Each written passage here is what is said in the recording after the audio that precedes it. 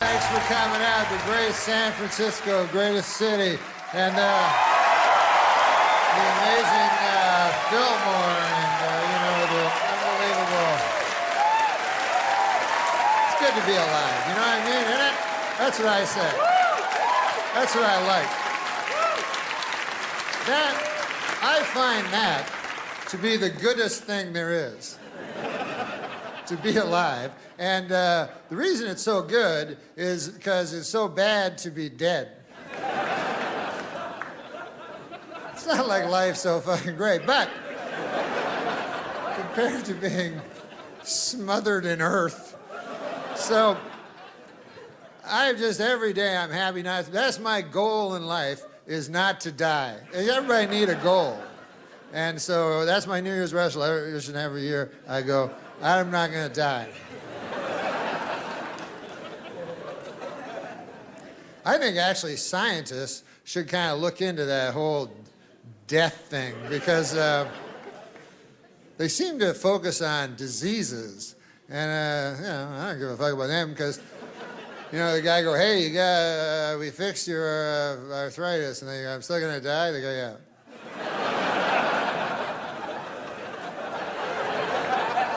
So that, I think, is the biggest problem. That's why I can't get behind politicians, because they're always like, our biggest problem today is unemployment. And I'm like, what about getting old and sick and dying? And they usher me out the back way, but... Seriously, if there was a politician ever that said, by my second term, there will be no death, I go, I'm voting for that fucker. I'd just give that guy all my money, and I'd sit on a chair. Sometimes I actually think I won't die. You ever think that? You go, fuck it, I'm not dying.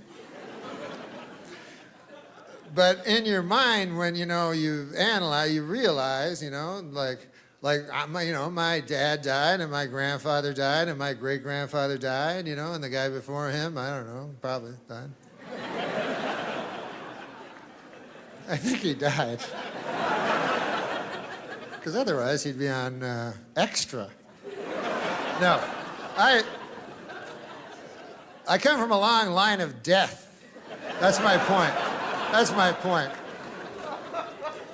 And so I fear it, I fear it a lot. And I think most of us do, But it's funny, like what we fear, how we're gonna die, it's always the ways we don't die, you know what I mean? Like we go, God damn, I hope a polar bear doesn't eat me, or some crazy shit, Or I hope an airplane, I got an airplane today. Every time you get on an airplane, you go, I hope I don't die. But you never die in an airplane. Ridiculous. Or you go, I hope a terrorist does not attack and kill me. I hope that doesn't happen. You're always afraid of that. But you think about it, what's the odds that a terrorist will attack and kill you? Almost zero, But what are the odds that you will be attacked and killed by your own heart? That's good. It's about 100%, I think.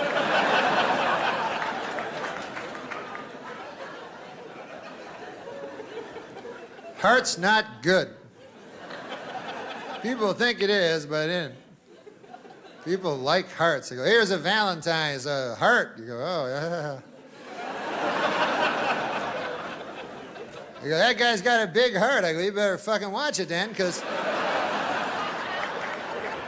an attack and kill him. I don't know if he knows that. That's what got my dad. His heart attacked and killed him, and he was lying on his bed, and boom, dead on the floor. They said it was instantly. And my dad, he wasn't expecting it. He was looking for fucking Arabs and shit, and his heart attacked and killed him, and he was dead like instantaneously. And sad, we were all sad. When something like that happens, people will just try to make you feel better. They'll say anything, One guy said to me, don't worry, Norm, he died in his sleep. He didn't feel a thing. And I was like, really? When his heart attacked and killed him, he didn't? Because I wake up like if my cat walks across my belly, that.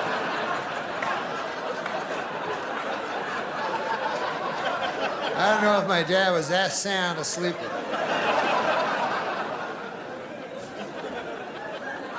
One guy said he's in a better place. I said he's on the floor. Dead. Earlier, he was alive on the bed. Now, with that Tempur-Pedic pillow I bought him for Christmas. I'm no physician, but I think that's the better place over there. On the bed.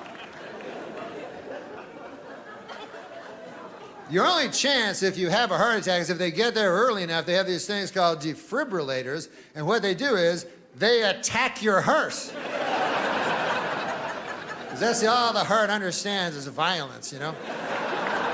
And so they get there early, they go, ah, and then your heart's like, ah, I wasn't gonna kill him. That's funny that you thought that. I was just worried he was eating too much eggs and shit.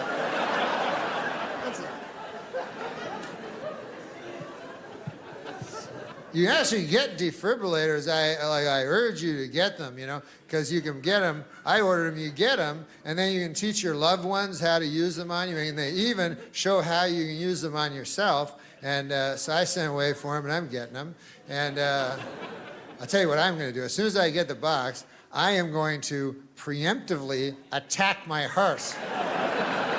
And before it does anything, I'll just be like, ah, my heart's like, well, I didn't do anything. You go, fucking right, Sonny, you're not going to.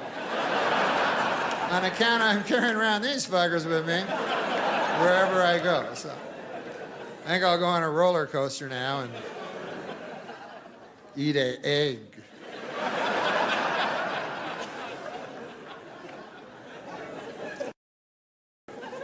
But that's all that'll get you, a heart attack or a cancer. That's the other thing, you know. My Uncle Bert, he's my great uncle, but we call him Uncle Bert. He got bowel cancer now. He's dying of it, you know. And, or like some people like to say, now see, in the old days, a man could just get sick and die, you know. Now, they have to wage a battle. So my Uncle Bert is waging a courageous battle, which I've seen because I go and visit him, and this is the battle. He's lying in a hospital bed with a thing in his arm watching Matlock on the TV.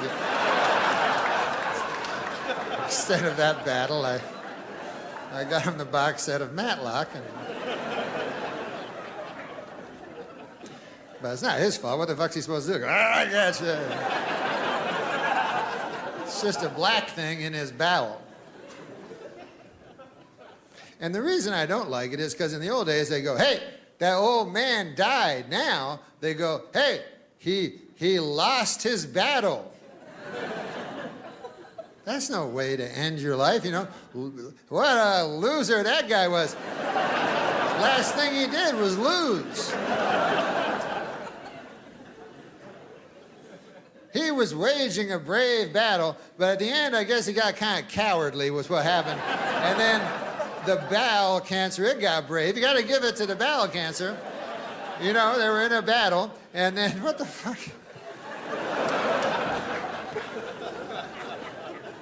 And I'm pretty sure, I'm not a doctor, but I'm pretty sure if the cancer dies, I mean, if you die, the cancer also dies at exactly the same time. So that, to me, is not a loss, that's a draw. That's a, you know what I mean? It's not like fucking, the cancer's gonna jump up and go, I'm fucking Uncle Bert's wife. Where is he? I won fair and square. Is this where he works? Hi, name's Cancer. How are you? Where do I? You just throw me to my cubicle. Where? Bowel. First name's Bowel.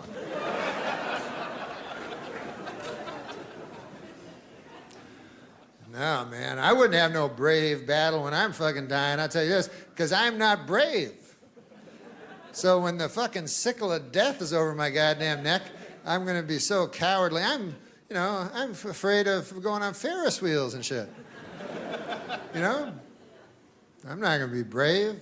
I don't care how old I am. I could be 94. I'll be like, oh, please, oh, take my grandson. Oh, he's young and freshy. I'd gladly make a deal with the devil if there's any. I've read that in literature. Oh, anything, please.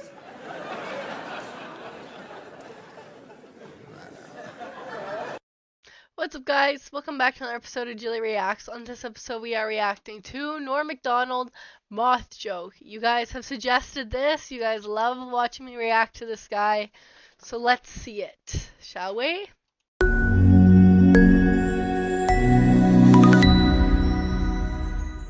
I'm sitting with Norm Macdonald, and now not all your material comes from the news. Is that right? You know. No, some of my material comes. My strongest material comes from real life. Real life? Like, for instance, today I was driving in a car. You were kind enough to bring a car to bring this old chunk of coal here to the studio. We send cars for our guests. Yes. Yeah, so I got in it, and that's I get material that way. So my driver. What do you mean? How do you get material that way? You get in the car, and what happens? My driver tells me a joke. Oh, that's funny. The driver we sent to pick you up told you steal a it. joke. Yeah. And you're going to tell it now on the show. Yeah, that's how I get a lot of my material. Okay. Why don't we just have him on next time? That guy. That guy. No, wait till you hear me do it. He does deliver jokes in such a funny, odd way. So the guy, he goes, I say, I'll be the guy. Okay. A moth goes into a podiatrist's office. A moth goes into a podiatrist's office, right? You are correct. A moth goes into a podiatrist's office, and the podiatrist's office says, "What's the problem?" And the moth says, "What's the problem? Where do I begin, man?" He goes, "I go to work for Gregory Olinovich. And all day long I work."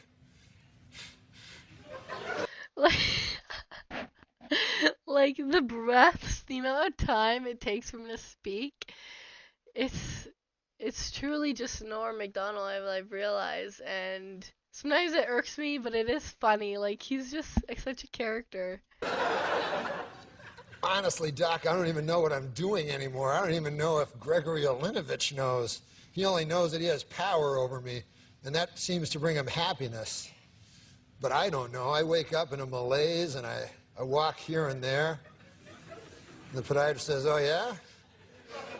And the moth goes, "Yes." And he goes, "At night, I sometimes wake up, and I turn to some old lady in my bed that's on my arm.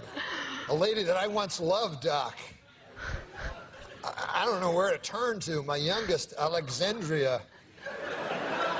These names. She fell in the cold of last year. The cold took her down, as it did many of us.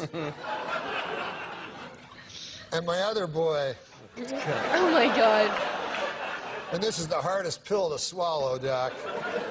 My other boy, Gregorio Ivanilidovich. His boss? I no longer love him. As much as it pains me to say, when I look in his eyes, all I see is the same cowardice that I catch when I take a glimpse of my own face in the mirror. What does this have to do with the moth? Like, what is going on right now? If only the cowardice was stronger, then perhaps I could bring myself to reach over to that cocked and loaded gun that lays on the bedside behind me. Oh my God. And end this hellish facade once and for all. How long a drive was this?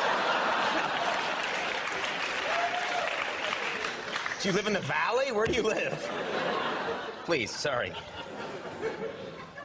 Okay, can I just say something? I don't watch much talk show stuff. Conan. Do we really like him? Because I don't really. Just from this one interview, I'm just getting bad vibes from him. Tell me what you think. He says, "Doc, sometimes I feel like a spider, even though I'm a moth, just barely hanging on to my web with an everlasting fire underneath me. I'm not feeling good. Okay. And so the doctor says, Moth, man, you're troubled. But you should be seeing a psychiatrist. Why on earth did you come here? And then the moth said, because the light was on.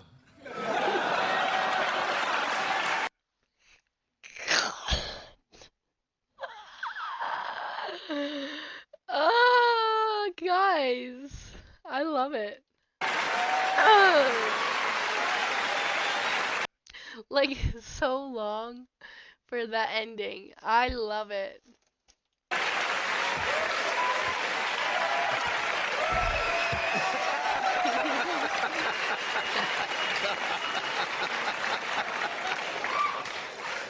My congratulations to anyone who stuck it through to the end.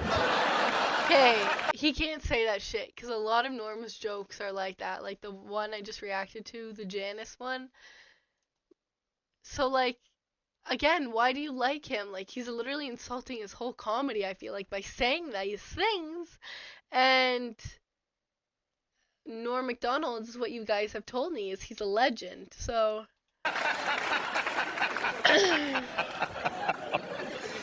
So Norm. What? yeah, he's a funny guy. We're pretty much out of time. No. Well, listen, it's over. What's that? Do it. We have a. I understand you've been pitching television shows. Okay, guys, I know this has been a bit of a shorter video, but if you've enjoyed it, make sure you give this video a thumbs up. Make sure you subscribe and check out my Patreon where I just posted a new video reacting to Rick and Morty. Check out my Patreon if you want me to react to Rick and Morty. Let's go, baby. I hope you have a great day, and I'll see you next time.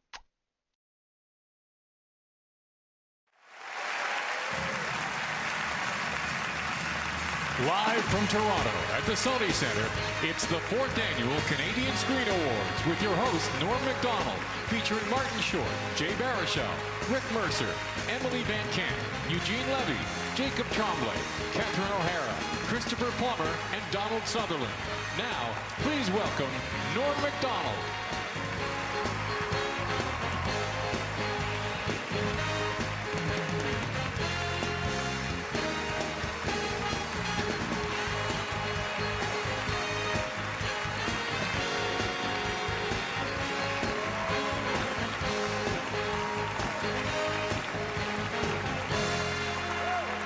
Thank you and good evening. I'm Norm Macdonald, and I could not be more excited to be here. You know, when I was asked to host the Canadian Screen Awards, I called my good friend Chris Rock, and I said to him, I've got some great news, Chris. I'm going to Canada. And he said, I've got some great news, too. I'm hosting the Oscars. What are you doing in Canada? And I said, you know, visiting some family, friends. The usual. We're coming to you live from Toronto, or as you cost-cutting location scouts call it, New York City. Look at this beautiful crowd, though. Isn't it something? Dashing men. That sounded like Bobo. Look at this beautiful crowd, though, folks. Dashing men in black ties, sophisticated women in elegant gowns, and tonight, all of you are going to hear the word shits about 100 times. Never has there been such an assembly of great Canadian talent in a single location that did not have to be Zamboni'd first.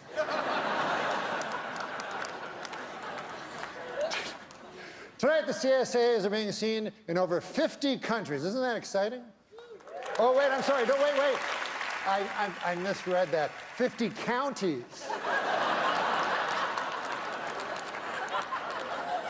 And a couple of regional municipalities. We are here to celebrate nominees for their wonderful work in Canadian cinema and television, which is a lot like celebrating the Northern Lights. You probably haven't seen them, but you've heard they're amazing.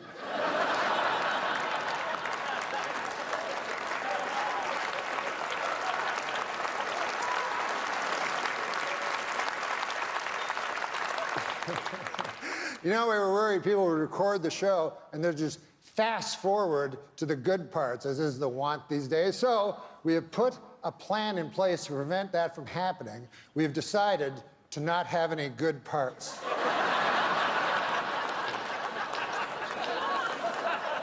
I'm doing my part.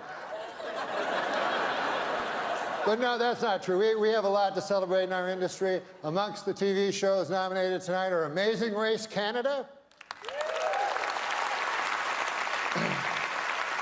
Big Brother Canada, Master Chef Canada. Where do they come up with these ideas?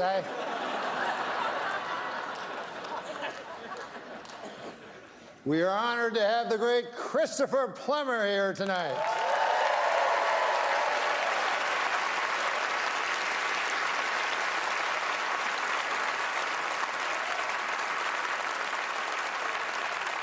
Mr. Plummer is nominated for Remember, the story of a man who at age 90 sets out to kill the Nazi who murdered his family. And I thought I left things to the last minute.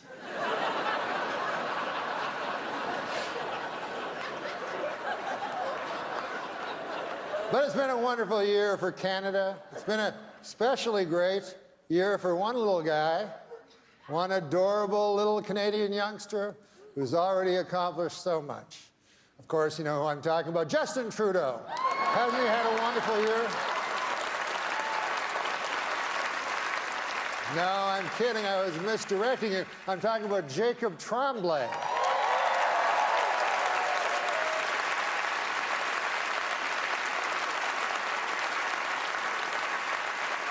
Jacob is up for Best Actor, and he will be competing against the aforementioned Christopher Plummer. You know, Jacob is only 9 years old. Christopher Plummer, 86 years old.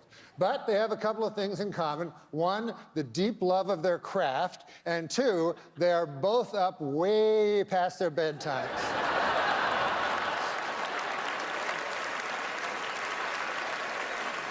And tonight, the Lifetime Achievement Award will be presented to Mr. Martin Short.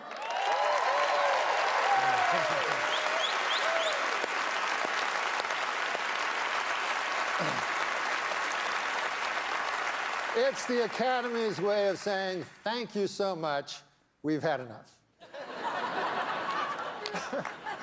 A little Don Rickles. As a friend, it's over. Ingenue Ellis is here tonight. Absolutely. She has done some powerful work in the Book of Negroes, which tells the story of a woman confronting the tragic legacy of racism in 18th century America. Oh, did I mention on the show Sunnyside, I play a talking manhole?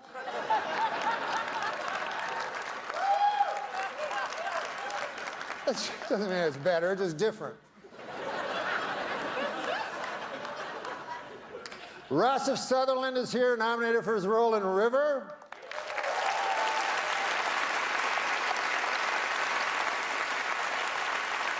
And he is here with his iconic father, Donald Sutherland, who has come to support his son. Not to compete with him like someone I know, Eugene Levy.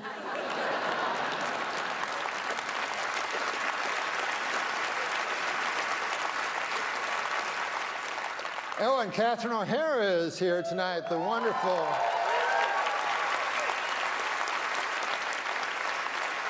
That's a beautiful dress you have on, Catherine. I don't know if I'm allowed to say that. But Catherine is an actress of extraordinary range, from her many characters on SCTV, of course, to her work in Best in Show and Home Alone, and perhaps her most remarkable performance to date as the title character in the Book of Negroes.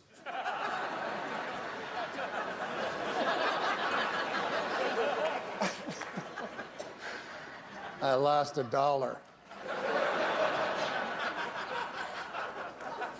It's been a busy weekend getting here. We lost an hour. As you know, daylight savings time went into effect last night. I give it 6 months.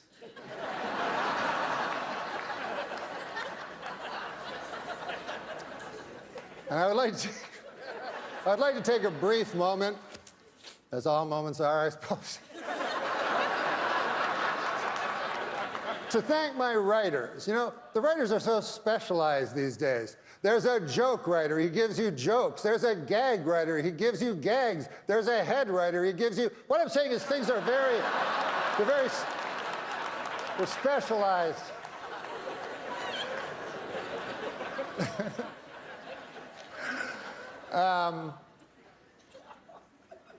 Well, we're going to start the show, but I was...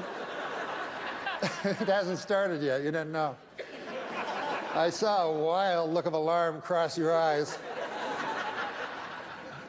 But I was backstage yesterday, and we were doing rehearsals, and I asked, what is the statuette called? And they said, it's called the Canadian Screen Award. And I said, well, that seems kind of dull. Like, what? That's the name of the award? And they said, well, we've been bandying around different names, but none of, they said in Canada it takes a long time to get stuff done and stuff. But one of them they mentioned was the Candy.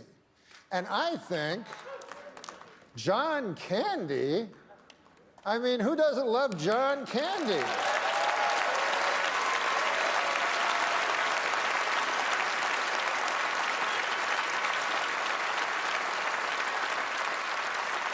So of course, the statuette should be called the Candies. So what I'm asking you to do is, if you are a presenter, ignore the teleprompter and say, the candy goes to. And if you are lucky enough to win one, go, I won a candy. What do you think of that? Can you go along with that? Excellent. That would make us a better nation.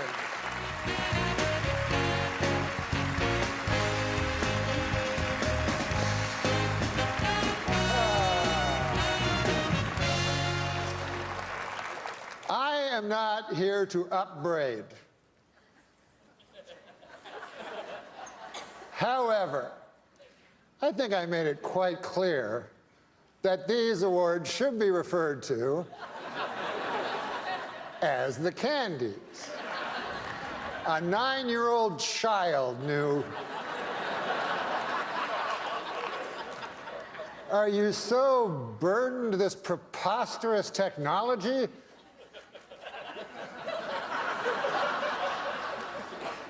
So I would like not to see that again.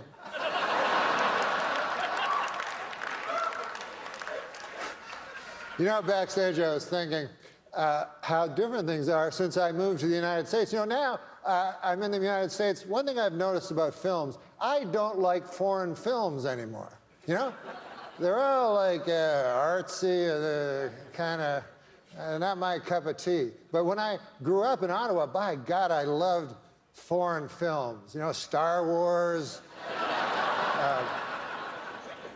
Smokey and the Bandit. Do you remember that one?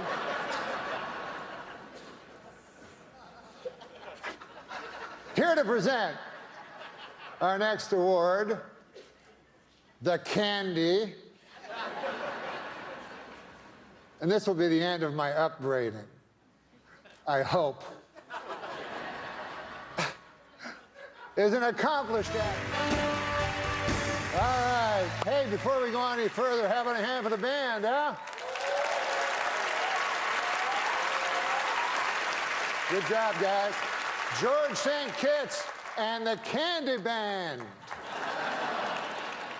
Who can take a sunrise? Come on, guys. Sprinkle it, but they can't. Well, whatever. Well, our next presenters are political people. And it made me think, because I was just told Cape Breton Island, I don't know if you know this, but they are offering sanctuary to anyone that lives in America after Trump is elected president by a landslide. And I agree with this in principle, but why Cape Breton Island? I mean, can't I just flee to Toronto? Do I have to leave the fucking planet? I mean,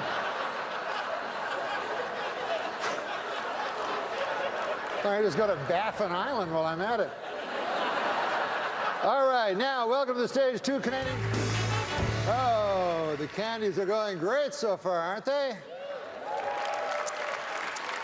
I would like to say to Eugene Levy that there's no reason to be ashamed of your son. My son only this morning punched me in the chest really hard.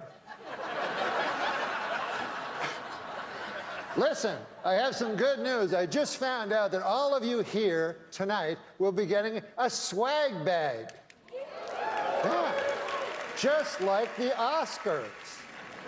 I haven't seen one yet, but why don't we take a look and see what you're getting? I'm going to call Megan, our golden girl, out. Megan, our golden girl? Hi, Megan. Come on out here. Ah, you brought the swag bag. Yes, can you hold it open? And then I'll take things out of the swag bag. What do we have here? A loose pancake.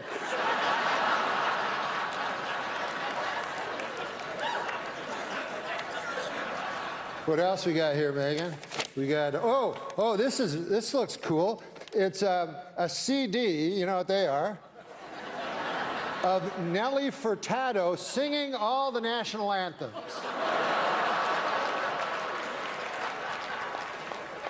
Torn from today's headlines. See what else we have. Oh, we have this. Ah, yes, this. This is a bottle of Eau de John Cherry Cologne. It's for the gentlemen in the audience. Now, what else do we have? Hopefully something a little funnier than the last one. Here. We have a 30-minute massage from producer Robert Lantos.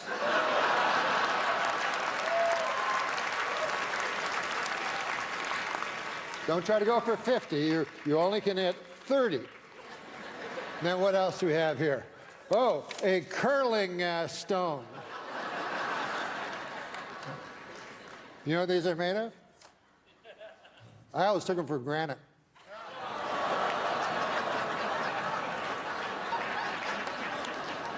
Last time I take a joke from Martin Short. All right. Megan, just do some house cleaning here. Having a hand for Megan, our Golden Globe. A natural mistake. Now, please welcome one of Canada's... All right. I want to apologize for running out earlier. I don't know if anybody saw that. But, you know, these things happen in live TV, and it reminds me actually of a maxim that Christopher Plummer told me many years ago. He said, before a live awards ceremony, do not eat a fistful of LSD.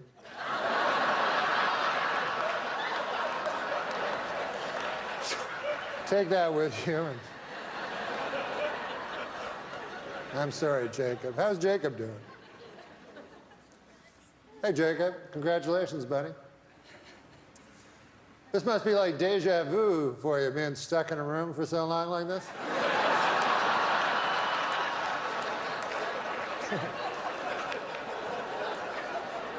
All right, folks, please welcome. All right. Listen, guys. For some reason, I've been told to stretch. So,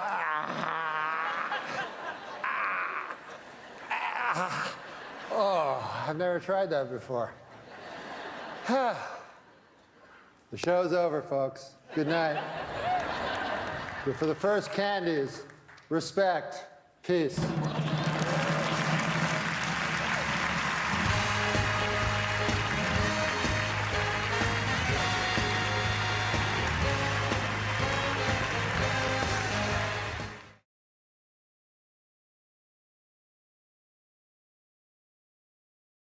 Depressing. Like when you are constantly on it and looking at the news, it's depressing. It literally is like that. It really is. They just drag a story. Yeah, that doesn't work. So today I'm going to be checking out a highly requested video from you guys. That is Norm Macdonald's 12-minute joke. That's an oddly specific amount of time. It better be a funny joke because so many of you guys suggested I watch this. No, she's completely serious. It better be a funny joke, or else. Before I get into today's video, do be sure to like, share, comment, and subscribe. Otherwise, next time you have somewhere really, really important to be, you're gonna oversleep. Oops. Like, share, comment, subscribe. Now listen, man, I like the news. You guys like the news? No, I do not like the I news. always watch the news, and I'll tell you It's something. depressing. I don't understand it. But Me for neither. some reason, I watch it. I don't even know why, but I think I'm supposed to or something. So I'll watch it, and then the guy will come on and he'll go, anyways, today the deficit. And then I'll go, I've heard that word. Accurate. That is true. I don't understand anything. Today the Dow Jones NASDAQ Composite Index is down. And then I go, that's not good. Yeah, I haven't a clue. I'm not understanding those things. Up. I like when it's up. That's my opinion on the... Beautiful theater. Seems like there's too much news, like, you know, because now they have 24-hour news. Now, when I was a young boy, the news was half a hour. That was the whole news, you know. Half an hour. Guy would come on and he'd have a tie, you know, and shit, and he would say the news, and it was a half a hour long. Now, it's 24 hours long. It is, yeah. It turns out that back in the old days when it was only half an hour, they had it about right. That's about all the news. Yeah, I agree. I personally got to a point and have done where I just had to stop looking at things like Twitter and the news. I do not watch the news anymore. I will read an online paper, usually every morning, but that's it. And after that, I don't watch the news. I don't read Twitter because it's depressing. Like when you are constantly on it and looking at the news, it's depressing. Tell me I'm wrong. Maybe you feel differently. Tell me how you feel. Do you like to watch news 24 hours a day? Let me know. Even then, there'd always be like a story, some fucking story at the end about a caribou or some horse.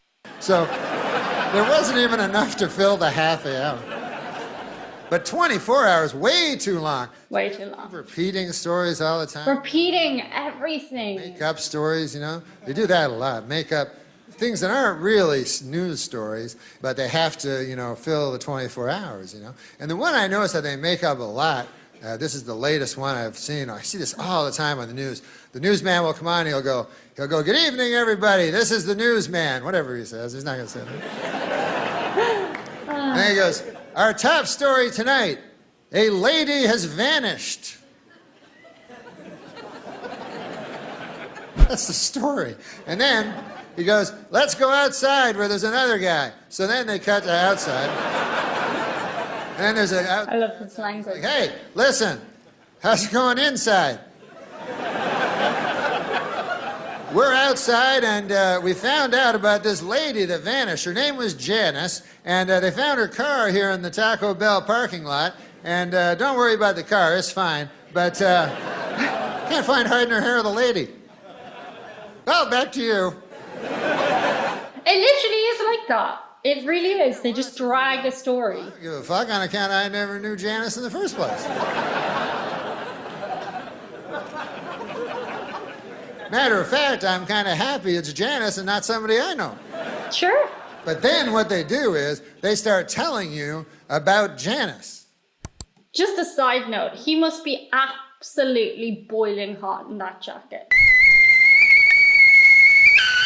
I mean, I'm sitting here under one little light and I'm warm, and he's there on a stage. I've been on stages with like little bits of sweat dripping down. I mean, glowing. I glow, Mom. I never sweat. But he must be absolutely melting right now with the heat. Why did he do that? Was he insecure about his body? Was that a reason? I bet it was, even if he didn't talk about it publicly. And they go, hey, we found out some cool things about Janice. And you're like, no, that's cool. I don't want to hear it. They go, no, you want to hear it. She loved yoga. Help themselves. So they go, let's go back to Bill. He's still outside. And how's it going, Bill? And Bill's like, it's all right. It's no inside, but it's cool. And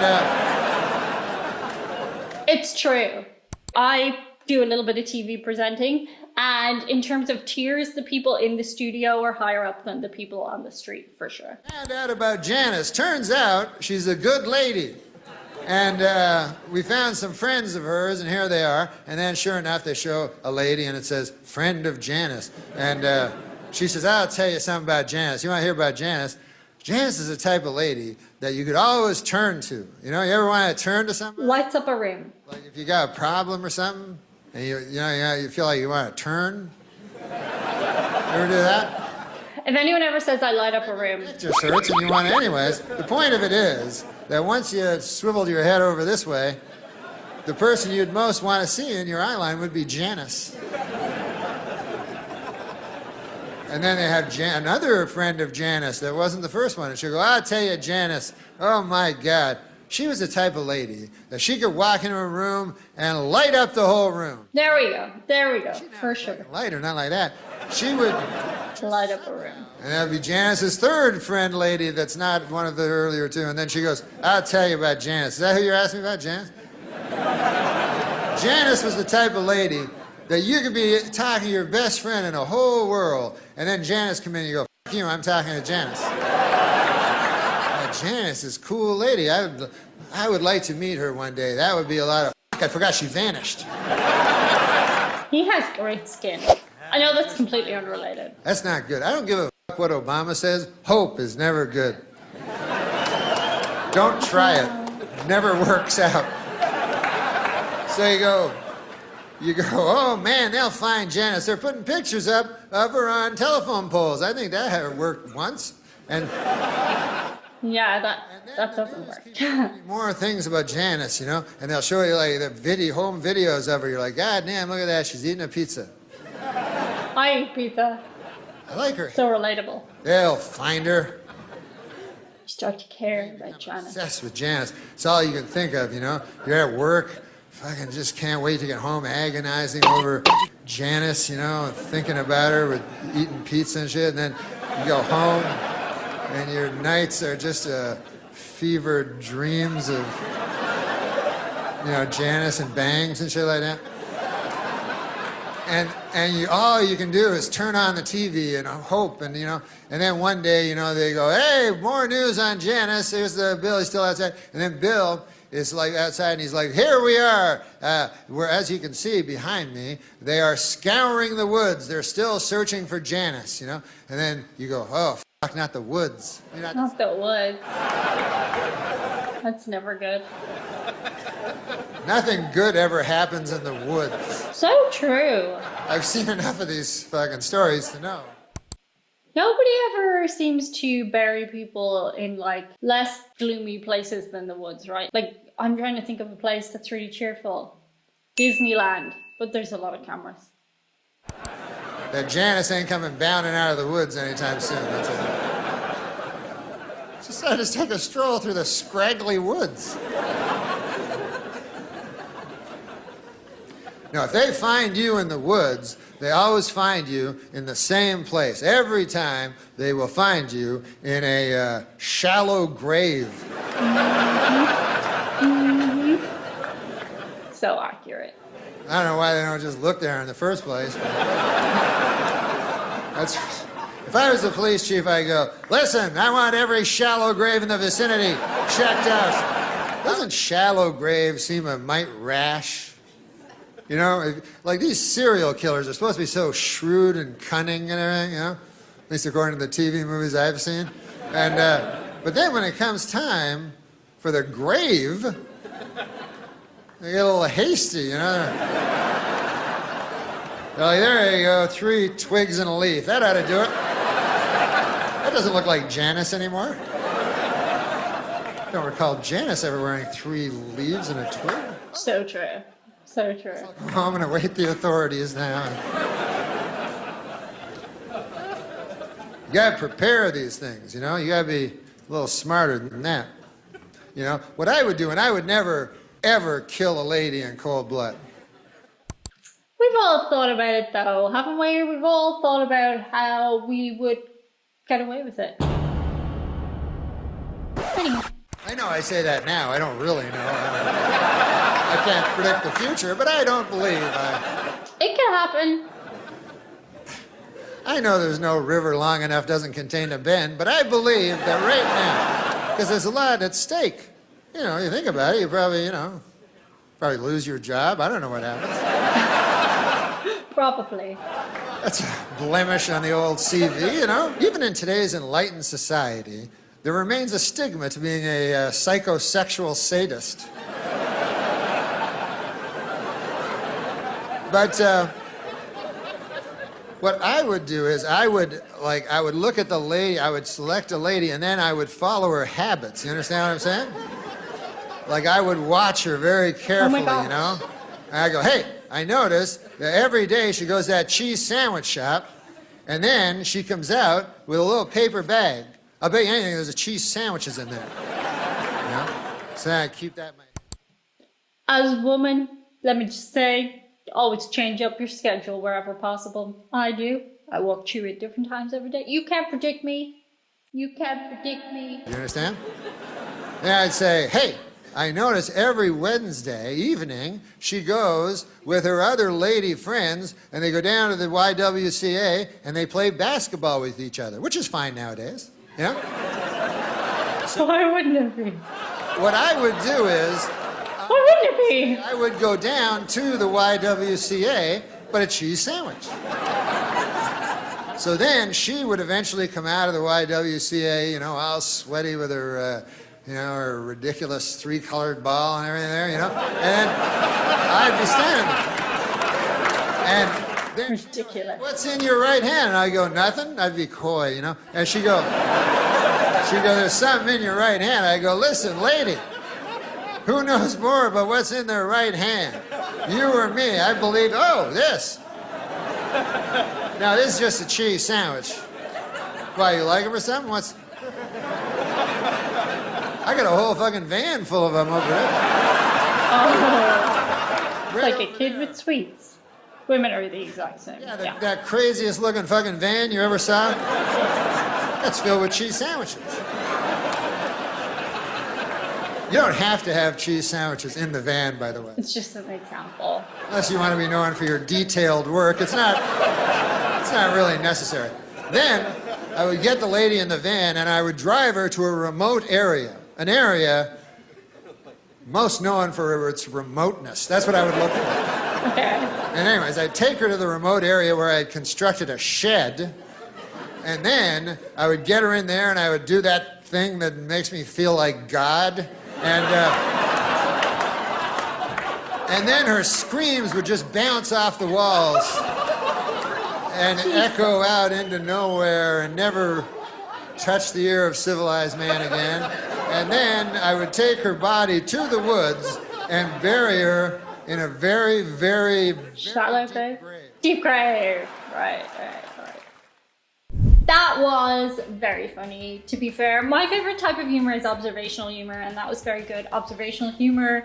He touched on all of the things, and maybe he was the original guy who touched on it, but yeah, that whole light up a room, shallow grave. Don't ever say I lit up a room. I dim a room when I go in it. I make it darker.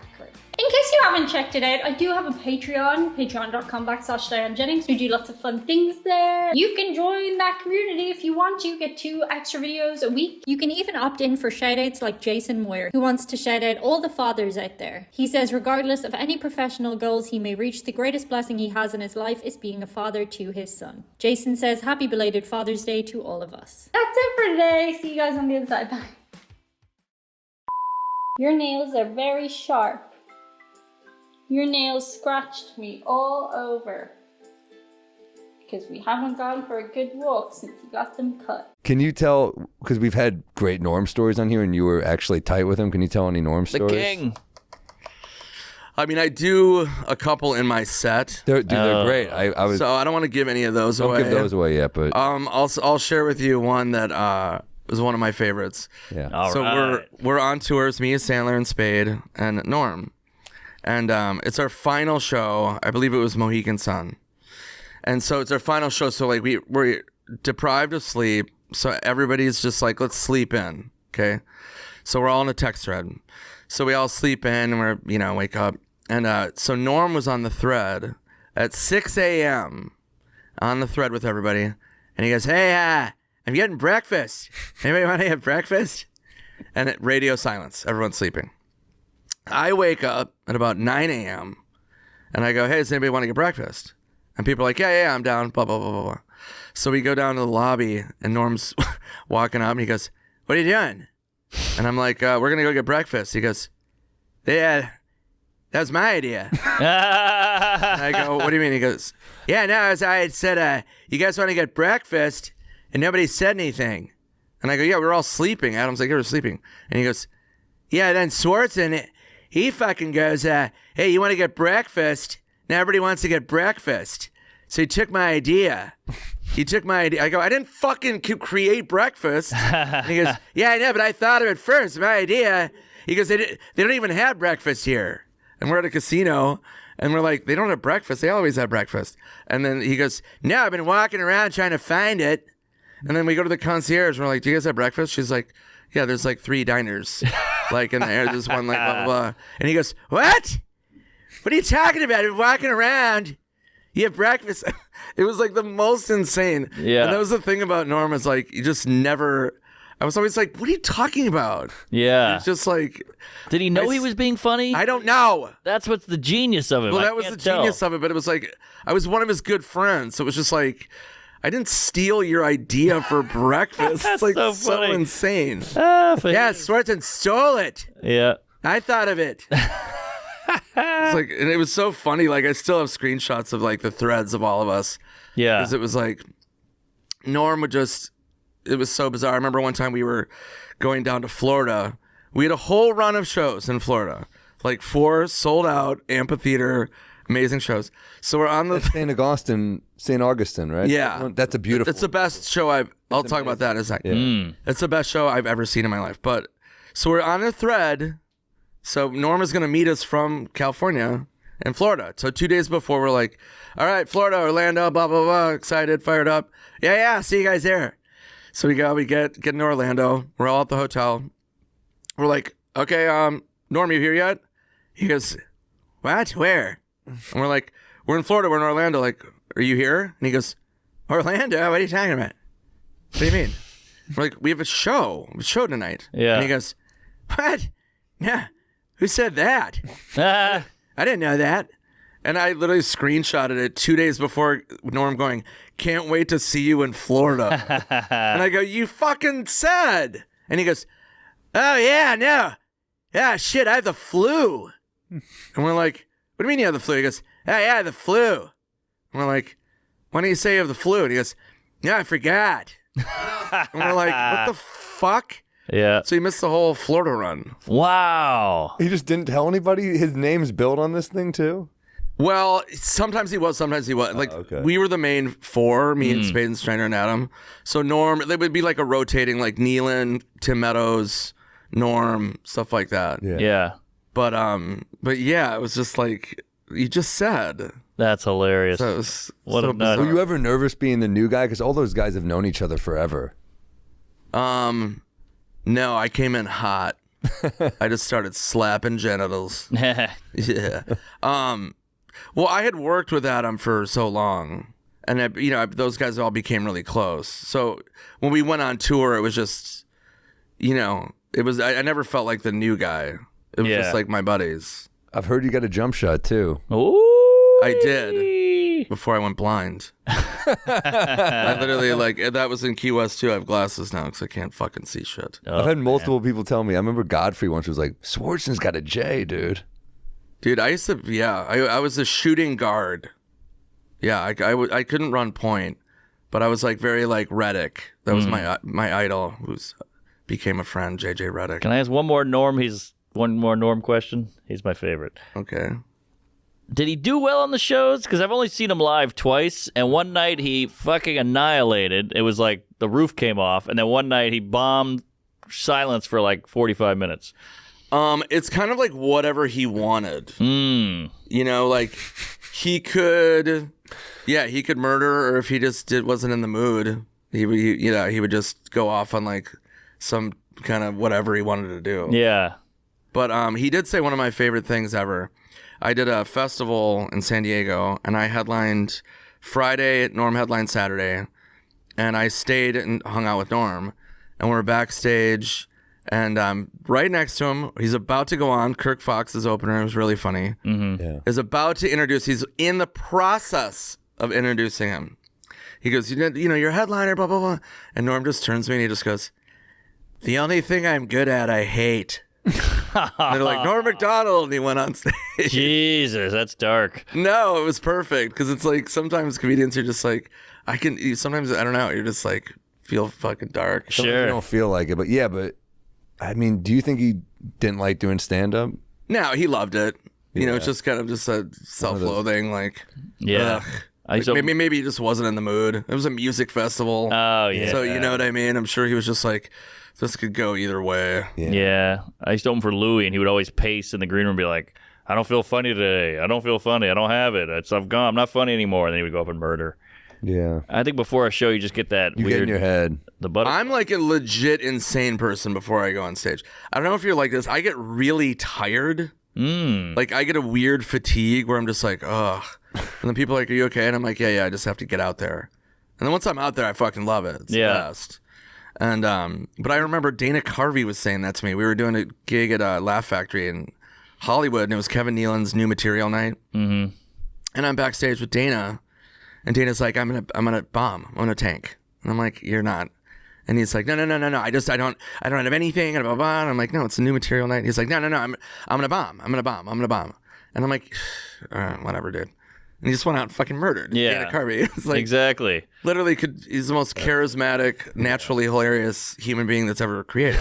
Yeah. Much like a Richard Gere. Yeah. But no, he's amazing. It's funny when people say stuff like that. Now, was Norm I mean, I know he's a brilliant comedian, blah, blah, but was he said ever... one question. Was he ever brutal to hang out with? What do you mean? Like, was it ever hard?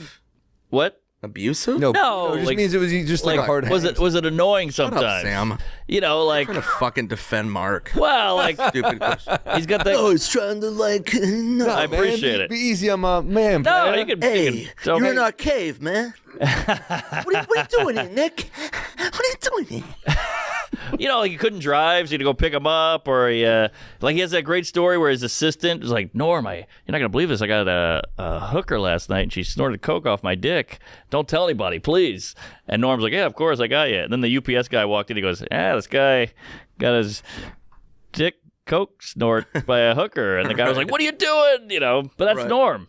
Yeah, I mean, it was always just interesting. I mean, there's a story I've told before. I'll just tell it quickly. Please. But it's the one of where I called him to watch a baseball game.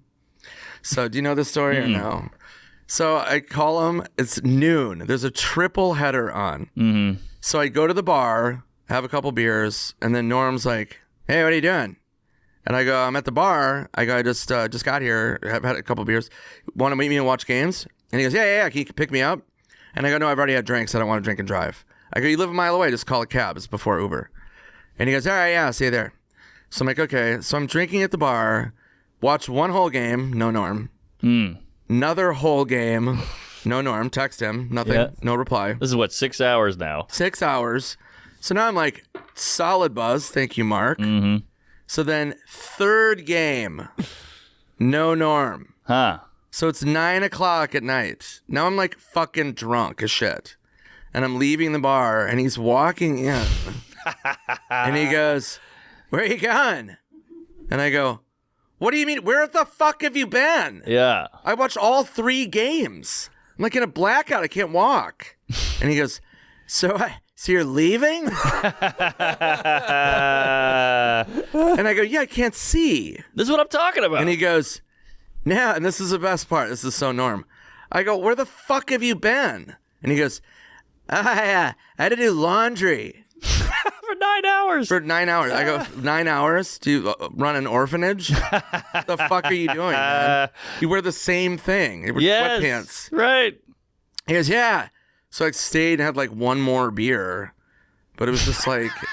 That would drive me crazy. Of course. That's what I'm talking about. But I mean, that's why like you just never...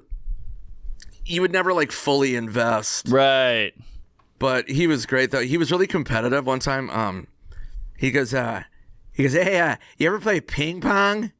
And I go, yeah, I grew up playing ping pong at a ping pong table. You ever And he play goes, ping pong? no way, I play ping pong. I'm really good. And I go, I bet you I beat you. And he goes, no, I bet you won't. And I go, okay. He goes, I got a new ping pong table. So I go over to his place, and we're playing ping pong, and I annihilate him, like in front of Lori and his son. And it's just, and he's fucking livid.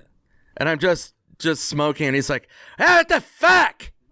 What are you, fucking half Asian? What's going on here? What are you doing?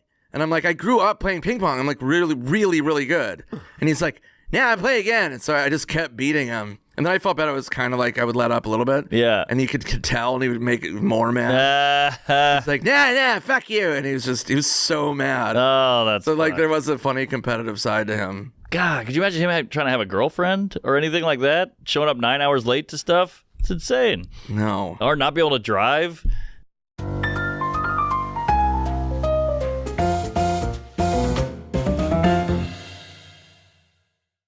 Is that right on Rikers Island? They banned like 2 months ago. They banned pornography, any porno magazines from the prison. You know, because I don't know why they did it, but now I just read the headline. Sure, you don't need to know that part, right? Who cares about that part, right? But now they had to bring it back this week, so they had a compromise. They're allowing one porno magazine. Only one, huh? Only one. Yeah. Unfortunately, the porno magazine that they're putting in is Hairy Guy's Ass Illustrated. Really? Yeah. Well, if you're going to only allow one, I would think that's the one, you know, probably. It's a good magazine, though. It is a good, you know. It's not. It's not all just pictures of Hairy Guy's ass. The articles are good, actually. Yeah. Good articles on if you're buying a home, what home to buy. Good areas to look. Good stereo advice. That's what I read. Yeah. Killer crossword puzzle. It's just a good publication. All right. See, I just read it for Hairy Guy's ass. Well, see, that's you, Andy. Just people are all different. He was telling me before the show last week he went to the Hairy Guy's Ass mansion.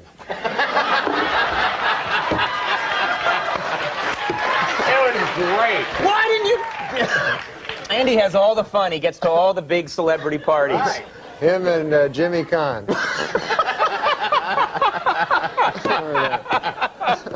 Andy's a fantastic guy. I'm curious about something. And when I say, you know, I used to make jokes at 12:30 about him being gay, that's absolutely ridiculous. But when we were starting out, I will tell you one story about Andy. This is what happened. I'm scared. I was working at Art's the deli coffee shop. Deli and coffee shop, bussing tables. So Andy comes up to me and he goes, "Hey man, I got a way to make some money." I said, "What is your way?" He goes, "I'm going to become a male prostitute." Now I said, "Andy, you're not gay. It doesn't make any sense." He goes, "But a guy has to make a dollar." So I said, "All right, do what you want." You know? So he comes to me the next day and he says, "Hey, I'm buying breakfast." I says, "Why is that?" He says, "I made $450.05 last night." Wow. I said, "What on earth?" He goes, "Yeah, did some tricks there, you know, they call it." So I said to him, "You know, I eat steak and eggs. I eat, you know, expensive." He says, "That's all right. I made $450.05. And I said, "Well, who on earth gave you 5 cents?" He said, "Every one of them."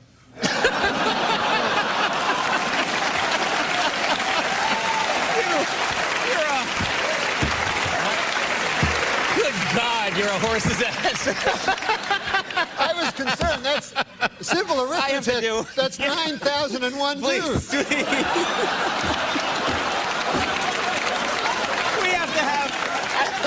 I will take a break. You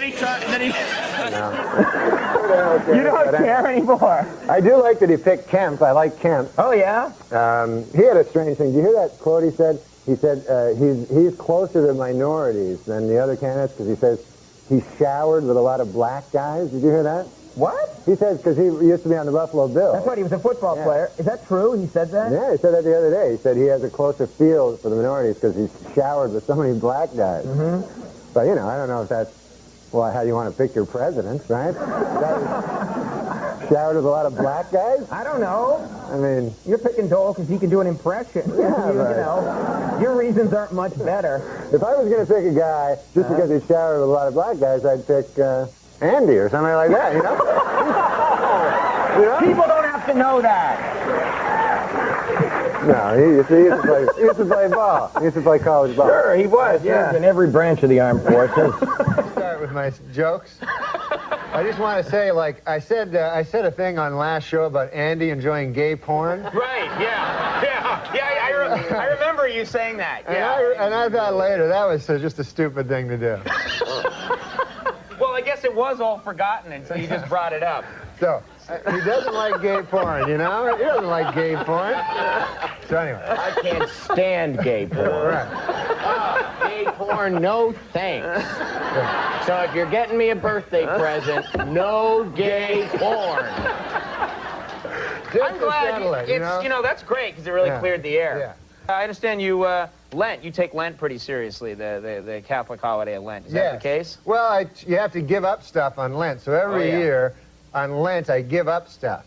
And I made up a list, you know? Oh, really? Of stuff that I gave up. So I have it here in my pocket. Can I read it? I would love to hear what Norm gave up for Lent. Yeah. I don't have it in my pocket. You don't have it?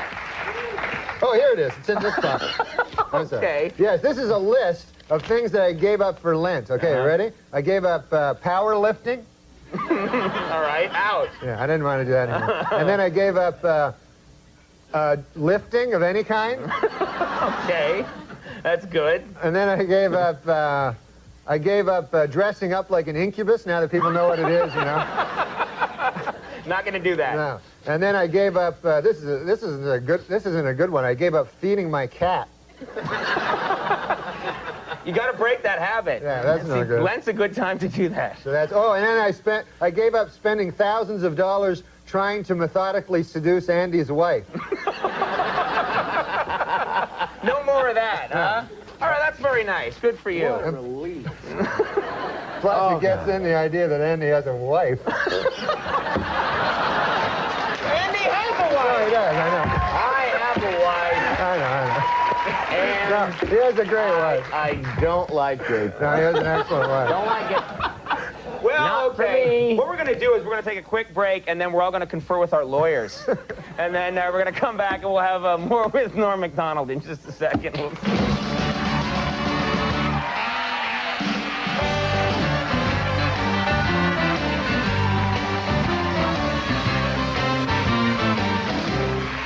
All right, we're back, everybody. Stop comparing notes on gay porn, all right? No. We were actually talking about the Sports Illustrated, the swimsuit issue. Oh, yeah. You guys like that issue. No, yeah. I love it. Andy It's fun to play Andy this said it's game. his least favorite Sports Illustrated. Oh, shut up. He says he can't. Never mind. I'm going to say something. Andy, it's like quicksand. If you struggle, it gets worse. I know. You just gotta sit very still and it'll go away. The hero? Norman Fell from Three's Company. That's your hero? Yeah. Mr. Roper. Yeah. No, Mr. Roper? Yeah. That's not a good hero. That's all I got. Better than this guy's hero is some gay porn actor. Anyway. What are you talking about? What? I don't know. Insane. No. What are you saying? Let me tell you something about gay porn. Seriously.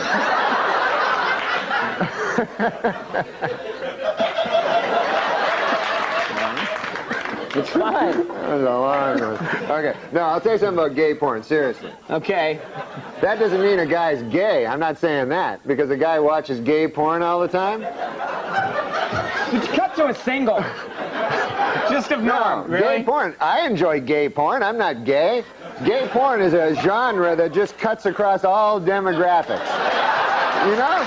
Young people, old people, straight people, the gay people enjoy it. Everybody likes gay porn. But this guy really likes it. No, I don't know. I thought I heard patriotic music playing behind that speech. No, that's not what I meant to say. I meant to talk about Bob Dole. This guy's my hero. Ruined my reputation, you know. I'll Just tell you in something. passing. This guy is not gay. If anybody's not gay, it's this guy. Oh, I'm so... Seriously. I am so totally straight. Oh, yeah. No, you are. I love the ladies. No, he does. No, he likes girls. He likes Does girls. this happen every time you try and talk about Bob Dole? You start talking about gay porn. I don't know what that was. But listen, the Bob Dole, I love this guy. He's my hero. He's always been my hero for like the last 18 years since I was very young. And I always liked Bob Dole. And so it was an honor to. Now it sounds weird because I was talking about gay porn. But I'm questioning your ability to continue. Because it's hot. I was talking to Andy before the show, and apparently I made a mistake one time in the show where I intimated that maybe Andy was into gay porno. You remember that? I didn't, but now I do, yeah. Which he is not into, and I never meant to intimate that he was gay in any way. Right. Just that he had an obsession with watching gay porno. There is a difference. Everybody loves gay porno. Right. Yeah. What's not to like? So anyway, baseball. So I said, I'm sorry. He said, I said, I'm sorry about that. Right. And I said I would never mention again his alleged obsession with gay porno. Right. And I won't. But anyway. We're going to run that on a loop. Play it over and over again. Well, he's got a wife. Yeah, I know. What are you talking about? I know that. Have you ever met her? Yes. Okay, good. What are you talking about? Does exist. She does exist. She exists, yeah. That's what I'm trying to tell the people. I don't want them to think that Andy's into gay. And there's nothing wrong with being gay. Unless you're not gay, and then there's something horribly wrong with it. That's when it goes awry? Yeah, that's when it's the worst thing you could be is gay when you're not gay. Right. Andy on this show, man. Oh, yeah. He's got to leave, huh? How bad is that, huh? Yeah, he should stay. You want him to stay. You should stay. Good move. You should stay. Get him booing. Yeah, you killed everyone's joy tonight. No, I swear to God, though, when you sit on a couch for the living. You should think about not giving that up.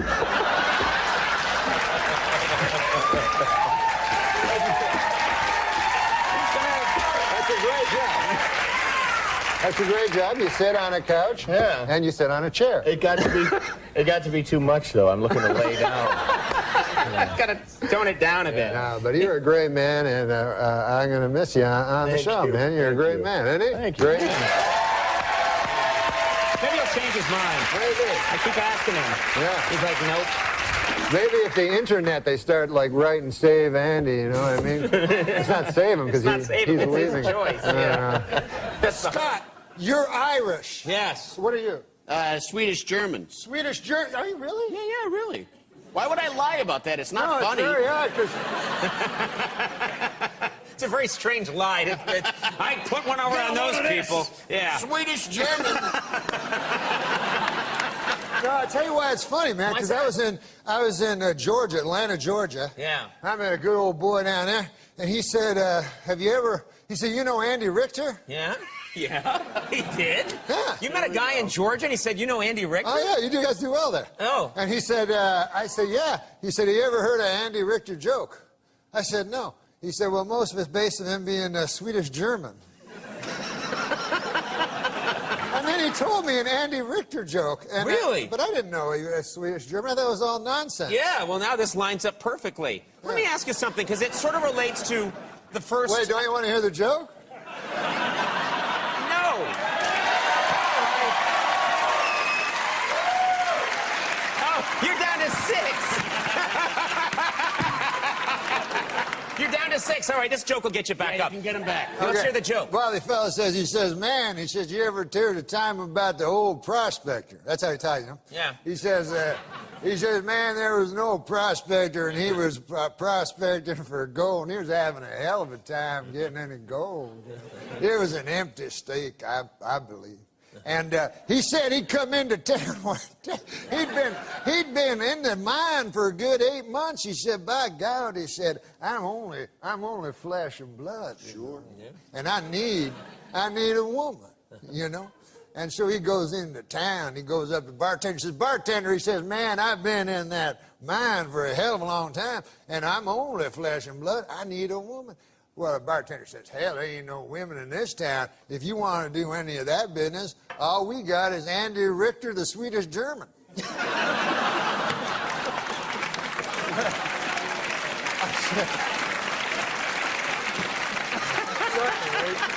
The prospector, he says, no. He says, hell, I ain't into that funny stuff, you know. He says, I'll be fine. So he goes back to his state, you know, and he's back in that mine, man, and 6 months passes, and a year passes, and Conan, you know, people are weak. Man is made of flesh and pride, as the scriptures tell us, and by God, that old prospector finally broke to his knees, and he said, I'm no worse than he went back to the bar.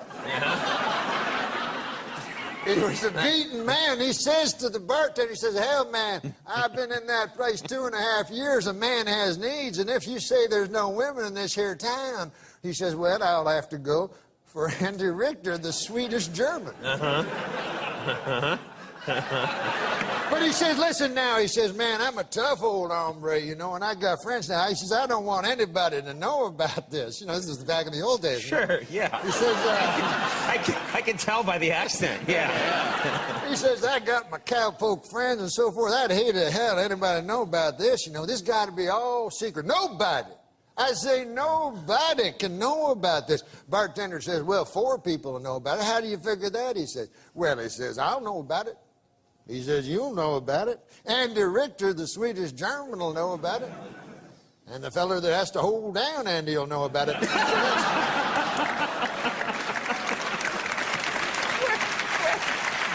Why? Why? Because Andy Richter, the Swedish German, he don't go for that funny business neither. Well, at least you left me my dignity. Yeah. I like the way that story ended. Yeah, That was a nice... You weren't gay. Right. No, but that's not beside the point. You were raped. No, it's more.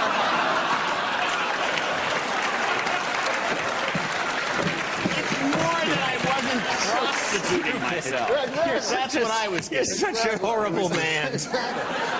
We're on basic cable, but it's still valuable airtime.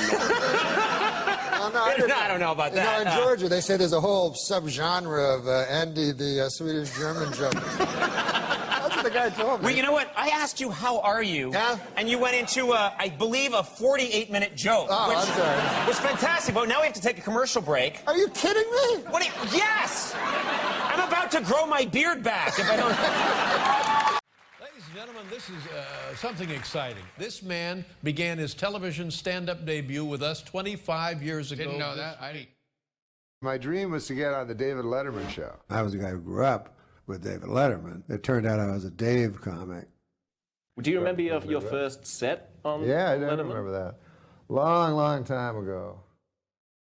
I actually watched you not watch your first Letterman on television. You were on your bed face down with your hands hiding your eyes for the entire time. Like he had these other 2 guests on, wherever they were, and then he had me, you know.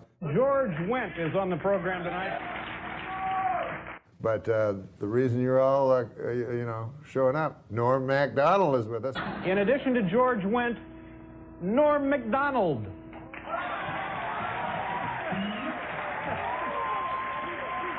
Oh! You mean the comic from Canada? Yeah, the comic from Canada. Norm Macdonald. You know, And he said that like 6 times. I was like, oh my God, like. Get to come on the show tonight, Norm Macdonald. But it made me realize something about the David Letterman show, and it helped me because on the David Letterman show, like there's a joke going on, and David Letterman's in on the joke, and the studio audience is in on the joke, and Paul Schaefer from the band is in on the joke, and even the audience is in on the joke, and the joke is the guest, it's you. So as soon as I realized that, I started playing with Letterman and not doing material and going off script, you know, and try to keep up, but boy, it's hard. How long did you guys date?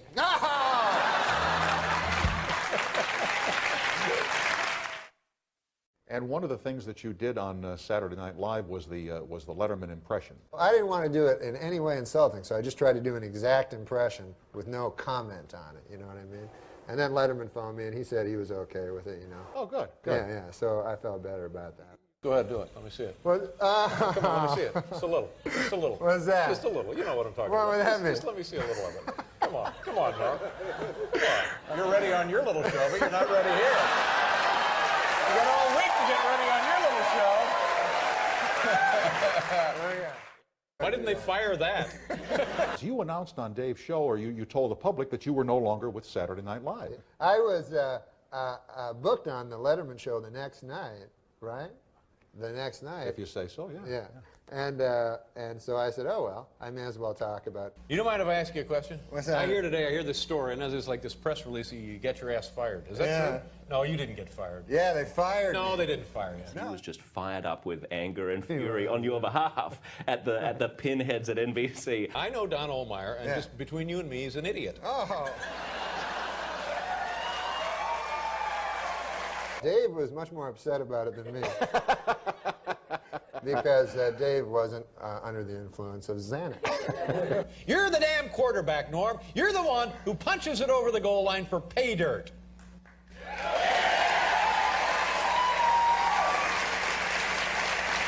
And normally this would be the time when we'd mention the show on Saturday night, but I'm so angry about this that I don't care about the show Saturday night, and neither should you. Oh. What did that mean to have Letterman at your back? Oh, Letterman was so kind to me. I would take this as a great compliment to your wit and wisdom.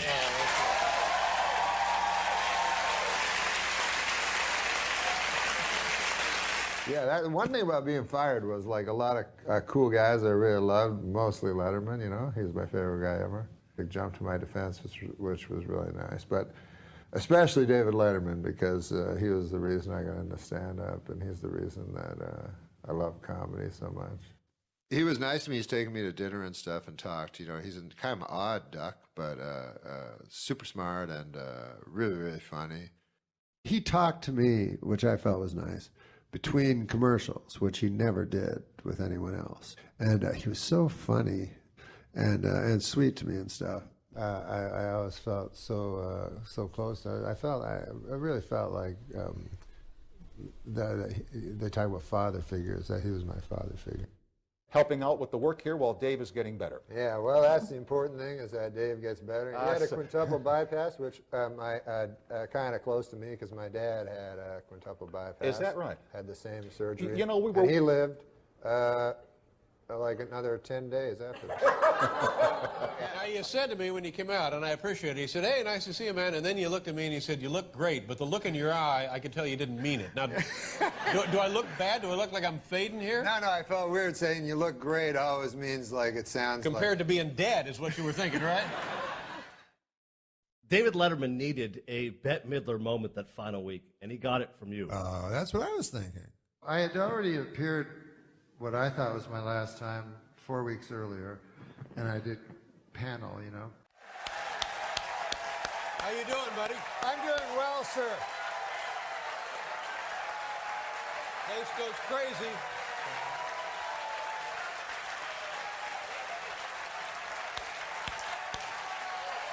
Oh, okay. Hey. Have I been funny so far? More than funny, my friend. All right.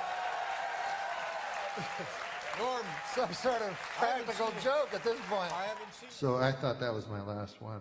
Norm, God bless you. I'll miss you, baby. I'll miss you. And then Mr. Letterman phoned me and said that he would like me to be the last stand-up. Everybody was acting so cool about Letterman leaving, and I didn't think it was cool. I was saddened by it, you know, and because he just meant so much to me, not only personally in my career, but I just think he changed the whole culture and the way people speak and so forth. And I think he was a very, very important person in society. So I wanted to, first of all, do as funny a set as I possibly could, so I worked very, very hard on it. Anyways, listen, folks, this will be my last time on the David Letterman show, I understand. And then I remembered when I first ever saw him ever, which was at a Toronto television show called 90 Minutes Live, hosted by Peter Zosky, where the guests were Ricky Jay and David Letterman, and David Letterman did this joke, and I remembered the joke, and I loved the joke, and I told all my friends. So, on the show, I did the joke. It was hard to get through the joke. And then I hadn't planned this or anything, but I thought I'd say goodbye to David Letterman, because nobody else was doing it, you know? And I felt someone had to say goodbye to him, for goodness sakes. So yeah, then when I said goodbye to him, I got really sad.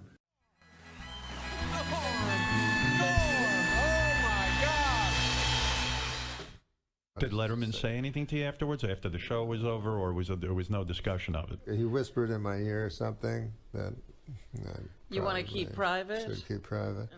But he said something to you that was special toward you. Yeah, very special, very special. I think you're very funny, Norm. I always enjoy your work, and I'm glad you're here. Nice to Me have you. too, man. You're the funniest dude in the world. No, I'm just mediocre funny, but you're really funny, and you'll always have that. I'm just a dork. You know, Norm, what I like about you, you're actually funny. You know what I mean?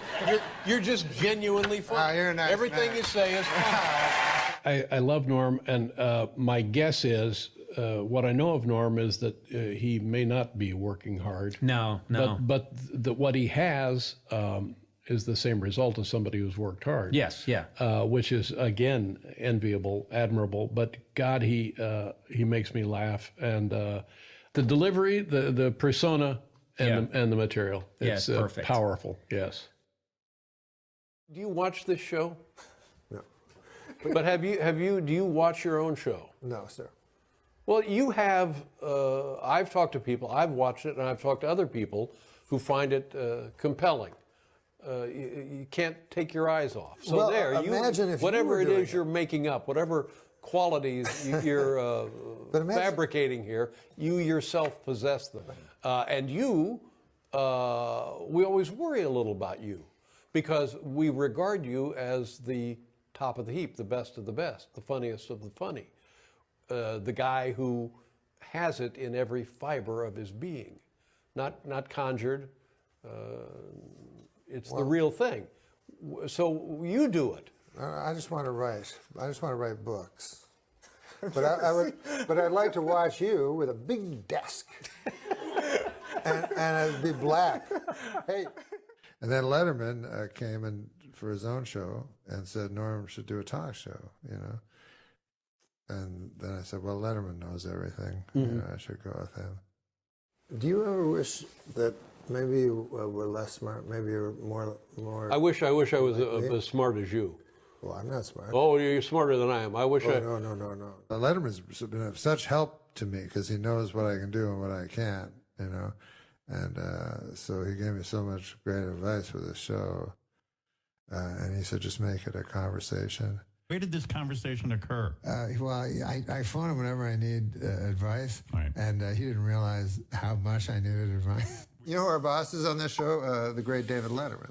So Letterman's like the opposite. He's like, I don't want to be called executive producer. So every week he'd have like a funny title, like he'd go, I'm location scout, or, you know, I'm special counsel. You want to be special Letterman special loves counsel. you. Special counsel to Norm Macdonald. Letterman loves you. He says you're the smartest comic that ever lived and all that stuff. He's really kind. Listen, I talked to Dave about everything, so yeah. So he's been amazing. I would only do this for you. Honestly. Really? Yeah. I would only do this for you. Well, that's sweet. I'm tired of talking, Mark.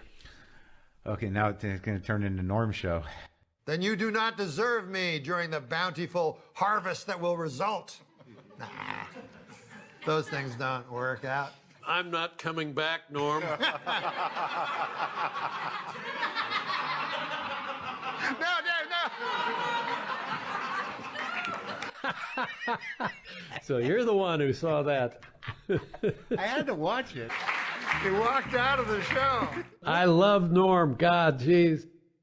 What is my best or favorite moment professionally? I always wanted to be a stand-up comedian. My hero was David Letterman, and I got on the David Letterman show. That was what I always wanted, you know. The greatest moment I ever had was standing on the floor of Late Night with David Letterman at 12:30 p.m.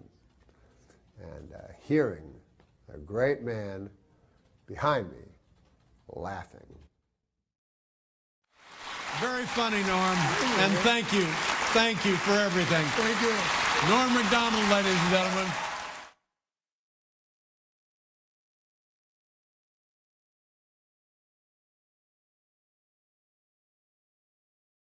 Today, I am back with a very popular recent reaction video that we have done, Norm Macdonald. Yes, we are finally back with part 2 of Norm Macdonald. Today, we are going to be looking at his 12-minute Janice joke.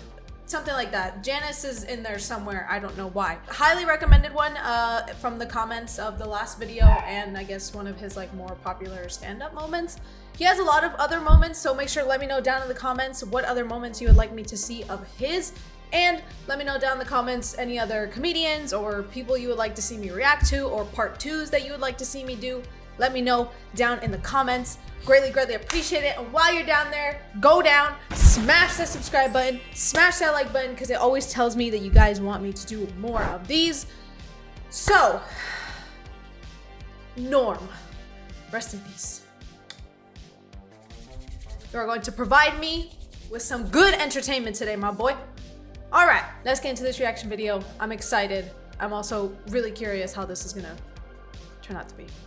This is the only video I could find on YouTube, by the way, so if the quality is like kind of off, don't blame me. Alrighty, let's get it. Janice. Now listen, man, I like the news. You guys like the news? No. I always watch the news, and I'll tell you something about the news. I don't understand it. But it's for some reason I watch it. I don't even know why, but I think I'm supposed to or something. So I'll watch it, and then the guy will come on and he'll go, anyways, today the deficit. And then I'll go, I've heard that word. And the guy goes, today the Dow Jones NASDAQ Composite Index is down. And then I go, that's not good. Down. Up. I like when it's up. Right. That's Me my too. opinion on the...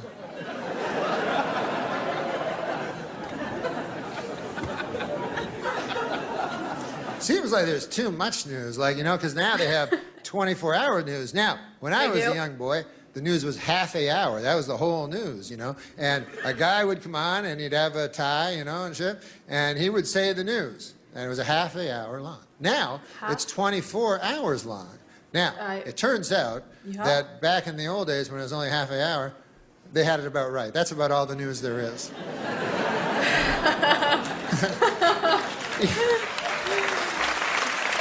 Yeah, I mean, it's a good perspective on the news. There'd always be like a story, some fucking story at the end about a caribou or some horse shit. So there wasn't even enough to fill the half an hour. But 24 hours, way too long. So they have to keep repeating stories all the time and everything, and you know, make up stories, you know. They do that a lot, make up things that aren't really news stories, but they have to, you know, fill the 24 hours, you know. And the one I noticed that they make up a lot, this is the latest one I've seen. I see this all the time on the news. The newsman will come on, he'll go, good evening, everybody. This is the newsman. Whatever he says, he's not going to say that. And then he goes, our top story tonight, a lady has vanished. That's the story. And then he goes, let's go outside where there's another guy. So then they cut to outside.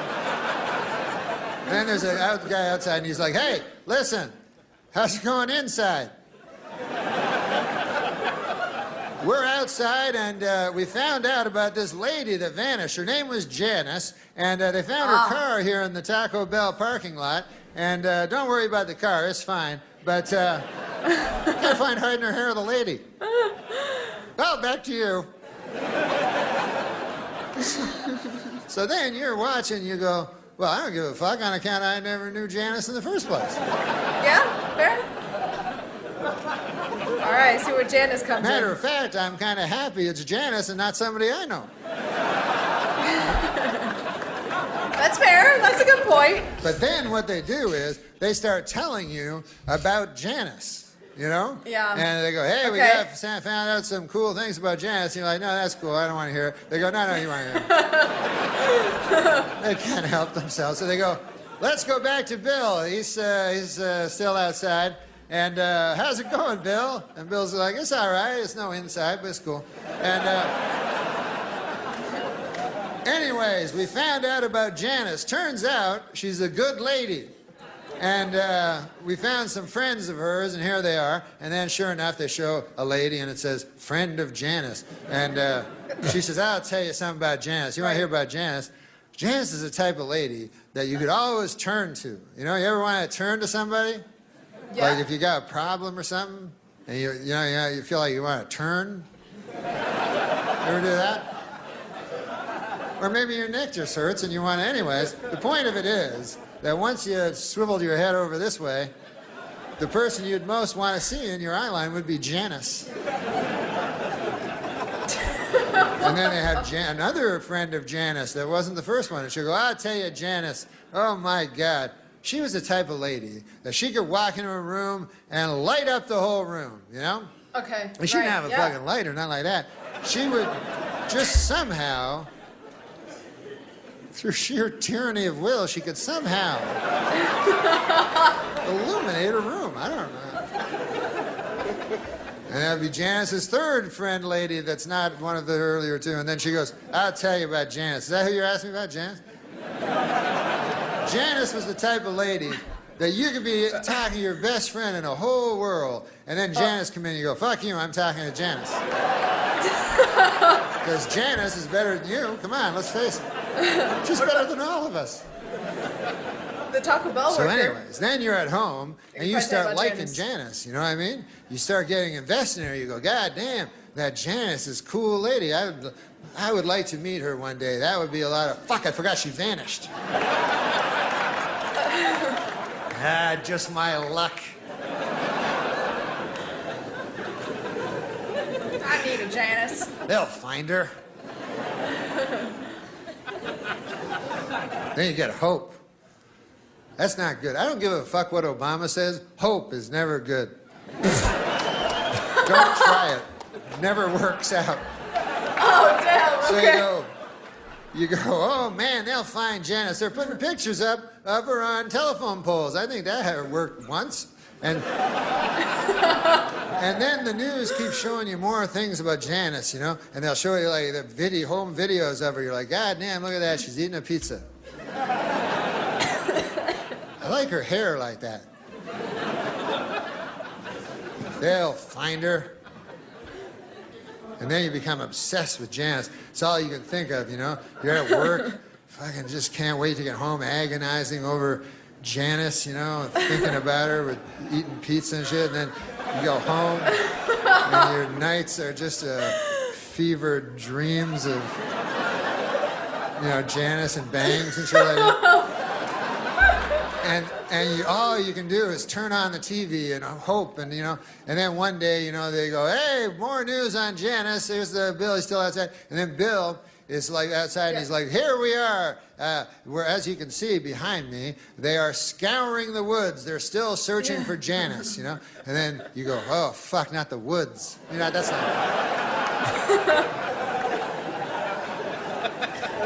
Nothing good ever happens in the woods. I've seen enough of these fucking stories to know that Janice ain't coming bounding out of the woods anytime soon. Yeah. I like how we're still talking about, the news, by the way. This is all happening on the news, right? The news that, you know, he said that 24-hour news. We love Janice. We're looking for Janice. We all need a Janice in our life, you know? She's not coming out of the woods, though, if that's where she's at. She's dead in the woods. She's like, hey, what's going on, everybody? I'm just taking a stroll through the woods. What are you taking my picture for? I just take a stroll through the scraggly woods. No, if they find you in the woods, they always find you in the same place. Every time they will find you in a shallow grave. Oh my God. I don't know why they don't just look there in the first place. But if I was the police chief, I'd go, listen, I want every shallow grave in the vicinity checked out. I want to clear up this case by Tuesday on account of I'm running for DA or whatever. But Doesn't shallow grave seem a mite rash? You know, like these serial killers are supposed to be so shrewd and cunning and everything, you know? At least according to the TV movies I've seen. And, but then when it comes time for the grave, they get a little hasty, you know? They're like, there you go, 3 twigs and a leaf. That ought to do it. That doesn't look like Janice anymore. I don't recall Janice ever wearing 3 leaves and a twig. Oh, well. Guess I'll go home and await the authorities now. You gotta prepare these things, you know? You gotta be a little smarter than that. You know, what I would do, and I would never, ever kill a lady in cold blood. I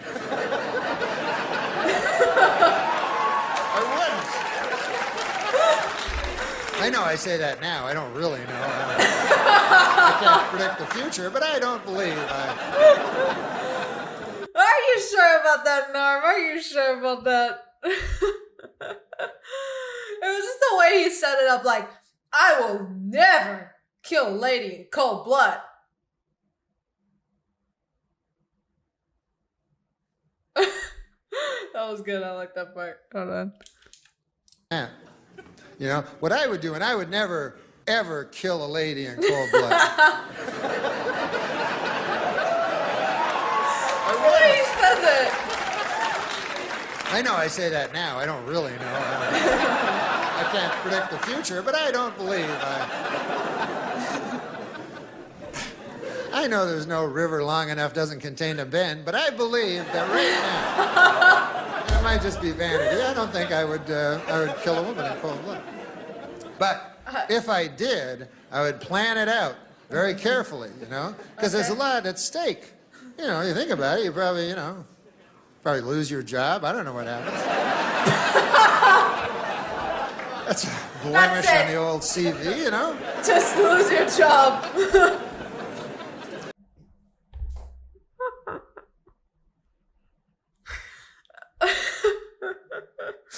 That's it, guys. You kill someone, you just lose your job. It's really not that big of a deal. Come on. You know? If you just... Oh my god. Okay. Even in today's enlightened society, there remains a stigma to being a psychosexual sadist. What the fuck? But what I would do is I would look at the lady, I would select a lady, and then I would follow her habits. You understand what I'm saying? Like I would watch her very carefully, you know? And I go, hey, I notice that every day she goes to that cheese sandwich shop, and then she comes out with a little paper bag. I'll bet you anything there's a cheese sandwiches in there. You know? So then I'd keep that in my head, you understand? Then I'd say, hey, I notice every Wednesday evening she goes with her other lady friends and they go down to the YWCA and they play basketball with each other, which is fine nowadays, you know?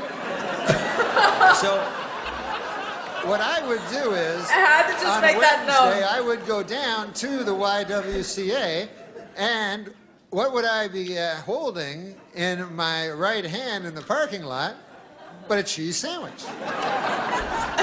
So then she would eventually come out of the YWCA, you know, all sweaty with her, you know, her ridiculous 3-colored ball and everything there, you know, and I'd be standing there. And then she'd go, hey, what's in your right hand? And I'd go, nothing. I'd be coy, you know. And she'd go, nothing? She'd go, there's something in your right hand. I'd go, listen, lady, who knows more about what's in their right hand? You or me? I believe, oh, this. Now, this is just a cheese sandwich. Why, you like them or something? What's... Was it? I got a whole fucking van full of them over there. Right over there. Right. Yeah, that craziest looking fucking van Yeah, you ever saw? That one. That's filled with cheese sandwiches. You can go inside of it. Hop on in. Yeah. Go in there. Every cheese You don't sandwich have you to can have want. cheese sandwiches in the van, by the way. If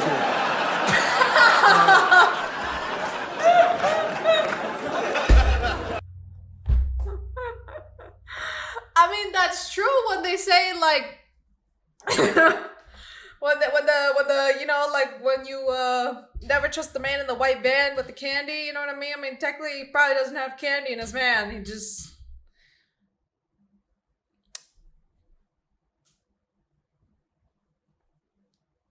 Unless you want to be known for your detailed work, it's not really necessary. Then I would get the lady in the van and I would drive her to a remote area, an area most known for its remoteness. That's what I would look for. And anyways, I'd take her to the remote area where I had constructed a shed, and then I would get her in there and I would do that thing that makes me feel like God, and then her screams would just bounce off the walls and echo out into nowhere and never touch the ear of civilized man again. And then I would take her body to the woods and bury her in a very, very, very deep grave. Oh, no. Oh. And bury her in a very, very, very deep grave. Oh.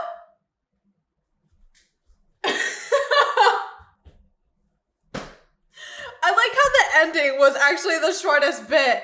It was the build-up. The build-up play to the ending. The ending was just a really deep cave. But everything else was like the sandwiches, the habits. You gotta follow her. Well, that was very interesting. I can't believe that was it. I would have liked to like see like a little bit like the little clapping ending and maybe his reaction and stuff. That was like, I don't even know. I like genuinely part of me is like, what the fuck did I just listen to? It was a very interesting joke. I guess that's why it's kind of popular. And I was looking at some of the comments and it was kind of saying like, how like with Norm, it's more of the journey of the joke than the ending of the joke. And I kind of get that now. I do kind of understand that now. I'm not gonna lie. Especially after watching this, I'm like, what the fuck? You don't have to have cheese sandwiches in the van. Oh my god, that was so fun. No, the funniest bit of, I don't know why it was so funny, but when he said, if you kill someone, like, you might lose your job or something, I was literally thinking about that for like 20 seconds. Even while he was talking. That was so funny. And you don't have to have cheese sandwiches in the van, by the way. Oh my god, those two quotes. So good. So freaking good. Well, I hope you guys enjoyed this video. I did. I found it very interesting. I found it very interesting. I do want to see a little bit more Norm. I do want to see more of Norm. I saw he has a bunch. I think he was on SNL. He was on Late Night with whoever the fuck it is. I don't even know anymore. Well, this is a long time ago because he is passed away now, but some of his stand-up. So let me know what other skits or moments you guys would like me to see of his. Like and subscribe as always if you did enjoy, and I will see you all in the next video. Bye-bye. Peace. This is like, I'm still trying to process what I just watched. All right. Bye-bye. Peace.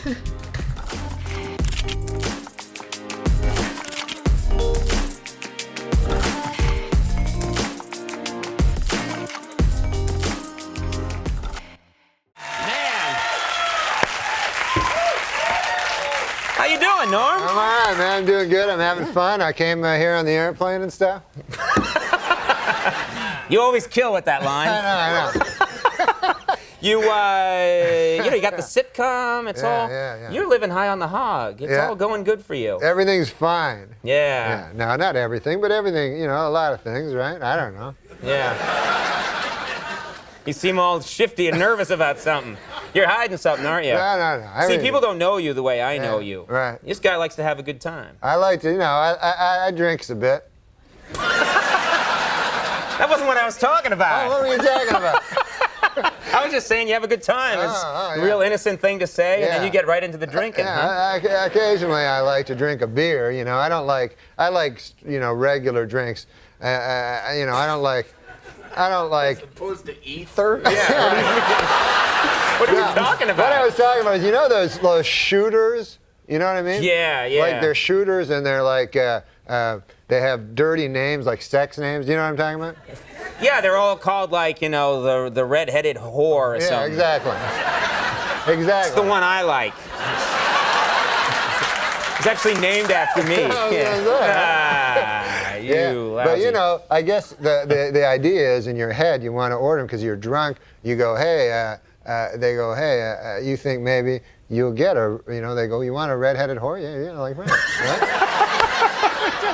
You figure Rula Lenska's going to come in. You're going to have, right?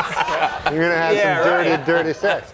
But no, what I was going to say was this. But you like, you said you sometimes you have a little too much to drink, maybe? Well, one time I drank a super amount, and I'd only been... A super amount, right? It was when I was a young guy. I'd only drunk like 8 or 9 times in my whole life. I never had gotten really drunk, but I had drinks. And I went out with my buddies and I was drinking, and they were having those crazy drinks. All of a sudden, I was really drunk. And then a guy gave me some pills. Like, he said, hey, you want some pills? And I said, yeah, all right. So I ate the pills. And you're not supposed to eat pills while you drink. I think even if you're not drinking, it's not a good idea when someone goes, you want a bunch of pills? Yeah. I know. But combining the two. This guy was a decent guy. He was a bouncer. No. But so I said, yeah, so these pills, they just make you like 100 times drunker. So then I'm really drunk. And then like time passed, but I don't remember. And then my friends are like, hey, let's go. I'm like, why don't you guys go? Where are you going to, why go? Right? Like we're in a bar drinking, right? And like it doesn't seem right. You don't want to go home, and watch I Love Lucy or something. So you're like, hey, I just stay here. I'll make new friends, right? So I was like real drunk, and everybody was like cool. It was like a Western. It had a jukebox, one of those. Guy gives you a whole bottle there, and you go, and then. That's what you do when you're drinking. You're a pirate all of a sudden. And then it was the funnest, man. There was a big fat bearded guy there, and I was hanging with him, real drunk. All of a sudden, right? I'm like, oh man, I can't remember anything. I remember like I sort of falling into a pool table or something like that. Right. And then I wake up, right? And it's like I'm in a bed. I look beside. There's the fat bearded guy beside me. No, really? Yeah. So I go, oh Lord God, I had sex with the fat bearded guy. And at the time, like I never had sex before in my life. Yeah. And I always thought it's probably going to be with a lady. You know what I mean?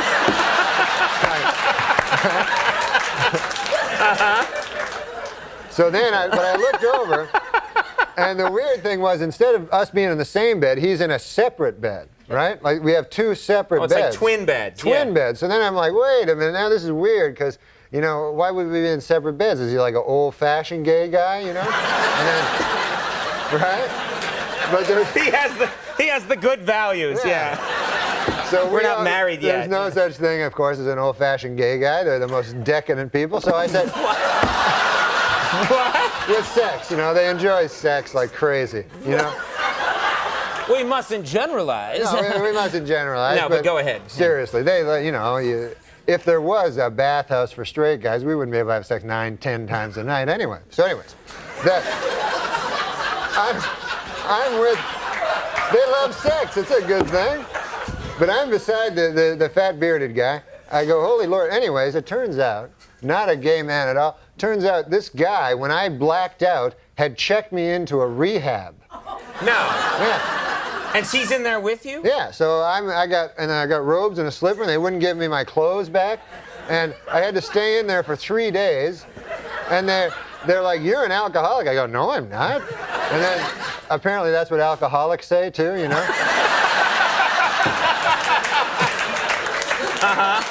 So then for 3 days I had to stay there. I had to go to AA meetings, and I'd only been drunk like 9 times. Right? So they're like, "What's your worst one?" I go, "I guess the 9th one was bad." Right. That was and when did you hit bottom? I said, I don't know. The cool part of it was the girls all get up, right, and they're all their stories are all the same. Whenever they hit bottom, Right. every story is the same. They're like, when I hit bottom, I a guy for a drink, and you're like, oh. Every time.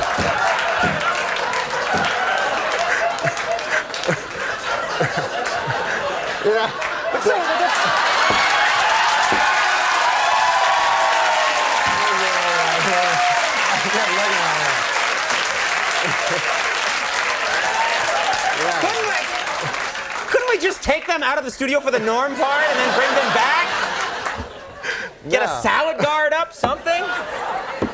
So anyways. All right, well, that's a nice story. No, but it's a serious illness,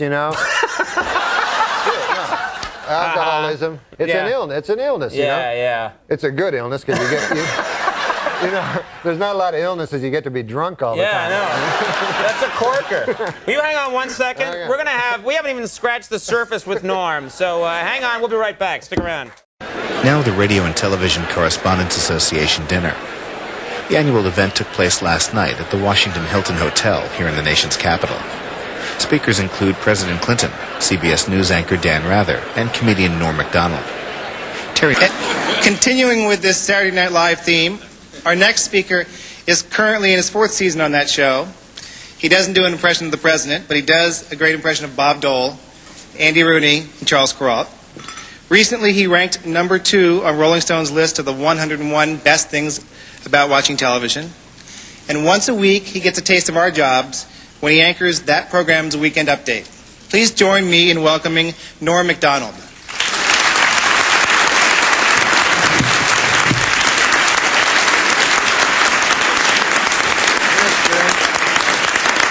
All right. I won't be as funny as that last bit. Just so you know. Well, good evening, Mr. President, Mrs. First Lady, and the distinguished members of the Radio and Television Correspondents' Dinner. When I accepted the honor of performing here tonight, one thought crossed my mind, and that was, please, God, don't let me bomb in front of the president.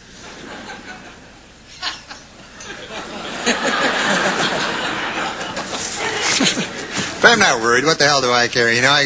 I worked on all my jokes. I got a lot of help from my joke writer, Don Imus. He helped me a lot. Are you familiar? You know this guy? He's a funny guy. He wrote some jokes. Anyways, the dinner was great. You enjoyed the dinner? We had some salmon. Yeah, it was delicious. It was great, and I thought it was refreshing to see Democrats serve something other than subpoenas for a change. I thought that was nice. I'll be doing some jokes later. I just thought I'd...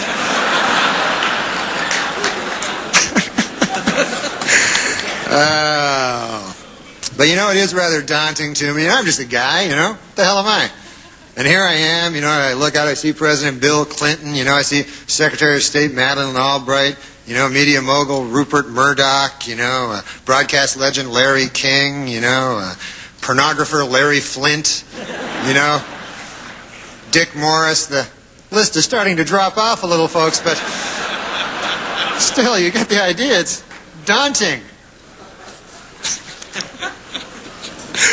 And of course, it was very inspiring to see President Clinton up here on crutches making a speech. I thought that was just amazing, it's been difficult for the president. He can't jog now, and he needs help getting around, and he still occasionally suffers great pain, On the upside, you got your medical marijuana, so that's,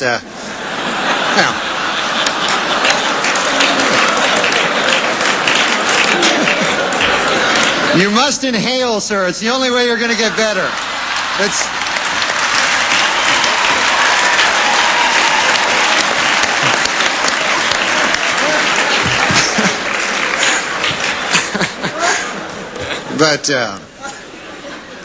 But it's odd. I think this is the first time that I can remember that we've had a president that has hobbled, and it's tough on everybody. The Secret Service, it's not easy on the Secret Service. They have had to learn, how to do this, and they've been specially trained on how to lift and carry President Clinton by top experts who've been doing this for a long time.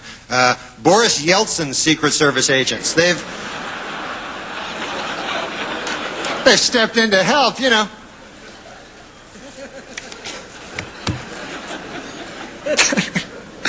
Anyways, excuse me, I'm sorry, folks. Larry Flint and Dick Morris are giving some sort of hand signals to each other over there. I don't know what the hell that's all about, but it's kind of hard to concentrate. Larry Flint is here tonight. But also present this evening, Madeleine Albright, the Secretary of State. Ms. Albright's been very busy, you know. She just returned from Russia, where she, applied for? Yeah, Madeleine Albright. She's been very busy. She just went to Russia, where she met with Boris Yeltsin, you know, and they had some talk on NATO expansion. I guess they kind of had a tense meeting, you know, and Ms. Albright came back out. She said, for this I traveled 5,000 miles to meet with some drunken Mashugana? On my worst enemy, I wouldn't wish this. This is...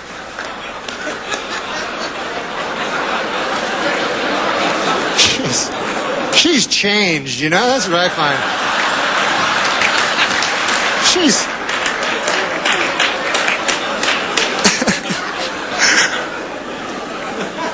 But of course, looking around the room, I also see many distinguished members of the Fourth Estate.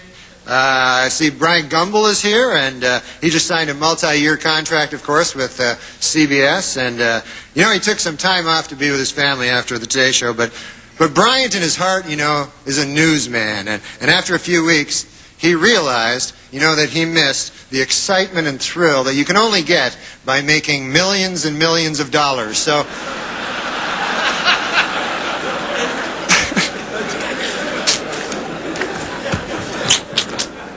And Dan Rather, of course, is here. He's a broadcast legend. I love Dan Rather, you know.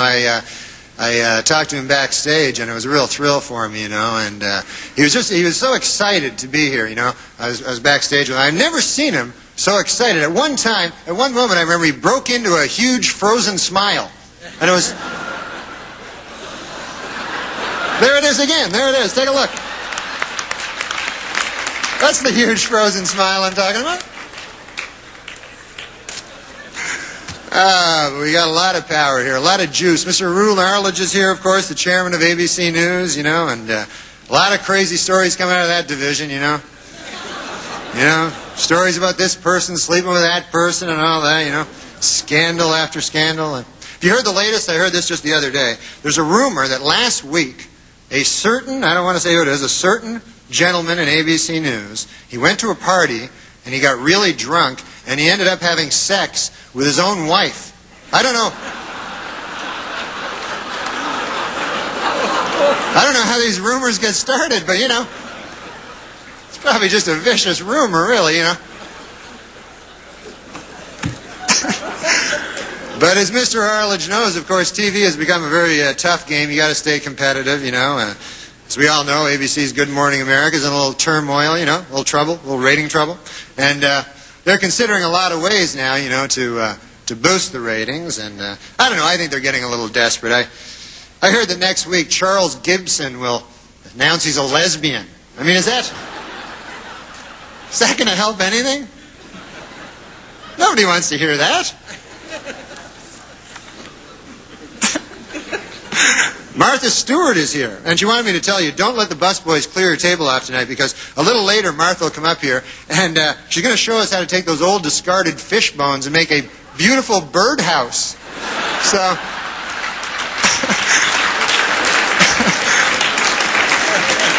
That's nice.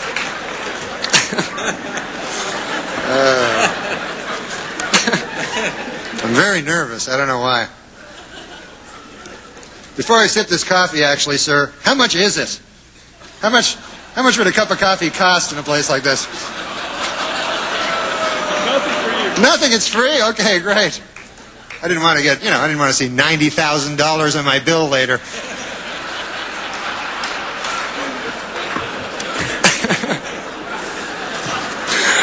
I'm sorry. And of course, there are some important Washington figures who couldn't be here tonight. Vice President Al Gore is not here. Unfortunately, he broke down and they had to leave him in the shop overnight. But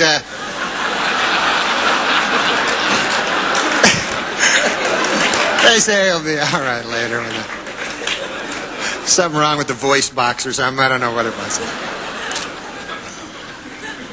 House Speaker Newt Gingrich is not here. A little while back, of course, everybody knows that Newt pushed through a lot of budget cuts in the arts, particularly in PBS, and the effects are being felt now. I can see it, even as a layman, just watching. The other day, I watched that show, the Frugal Gourmet. It changed its name to the Cheap Bastard. I mean,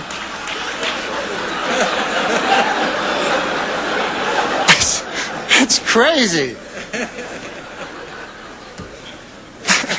And Senator Ted Kennedy couldn't be here. There's a lot of jokes about Ted Kennedy, but I recently watched an interview. It was very touching.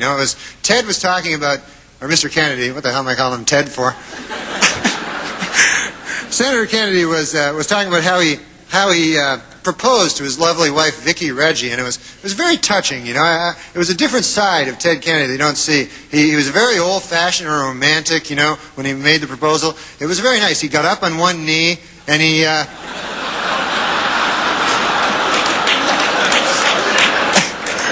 was nice, You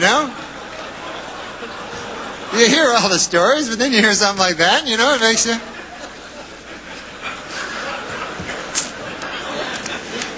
I'm starting to relax now. I think I'm relaxing a little. And that's not just the booze talking. I think I really am relaxing. It's the Xanax, the Prozac, and the booze talking. But, no, I'm a little nervous, who the hell am I? But it's not just the booze talking. I think I really am relaxing. It's the Xanax, the Prozac, and the booze talking. But, no, I'm a little nervous, who the hell am I? But it's been great to be in Washington, I can tell you that, man. Oh, my God, I had a lovely stay here so far. I've been sightseeing, and in fact, I stopped at a museum. This is probably interesting to you guys. They have this news museum now. Have you seen this? It's a museum that's dedicated to broadcast journalism, and they have all sorts of, tributes to Edward R. Murrow and such, and they have this one fascinating place. It's a kind of an interactive display, and visitors, what they can do is they can appear on camera and pretend that they are real journalists, So far, it's been visited 20 times by Matt Lauer, but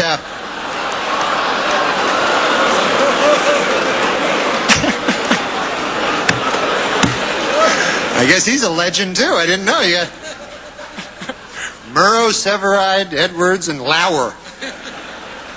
All right. And also today I took a visit to the White House. For any of you who haven't taken a visit to the White House, unbelievable. So, awe-inspiring and, a lot of rich in history, so beautiful, Although I did notice a kind of an odd sign on the president's desk. It said, the yen stops here. Have you seen it? What the hell does that mean? The yen? I thought it was the buck stops here, I'd always heard.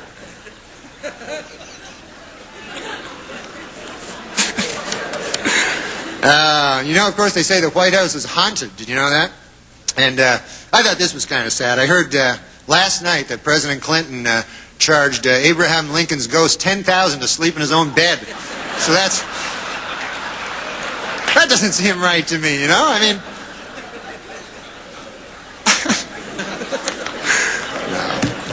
But look, the president, has come under a lot of fire for raising money, but, he's good at it. He's good at raising money. That's not a bad thing. Every president's done it. It's just that President Clinton is very, very, very good at it. Do you know he has organized in the past year over 100 fundraising dinners and over 200 fundraising midnight snacks? Did you know that? Is he laughing? Is he...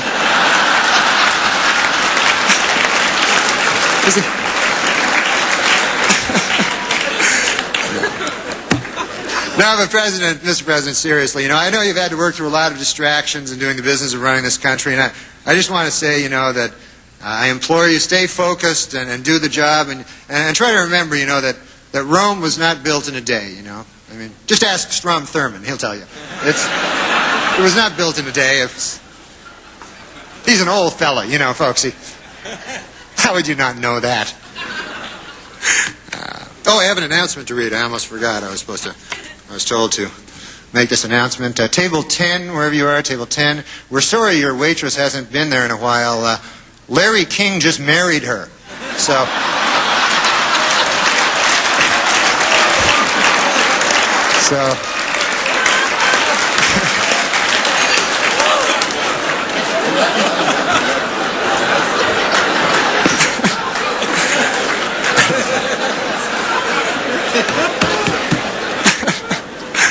I have to say, though, this is an incredible thing for me. I'm just a punk, and yet here I am, I can't believe I'm speaking in a room. I'm standing in a room here with the most powerful man in the country, Alan Greenspan, and it's a little amazing to me. It's a little, Of course, that's the big story in here in Washington is the recent marriage between NBC's Andrea Mitchell and Alan Greenspan, who is 71 years old. And this is sweet, I didn't know this. They wrote their own vows, She promised to love, honor, and speak into his good ear. So that was it's kind of sweet,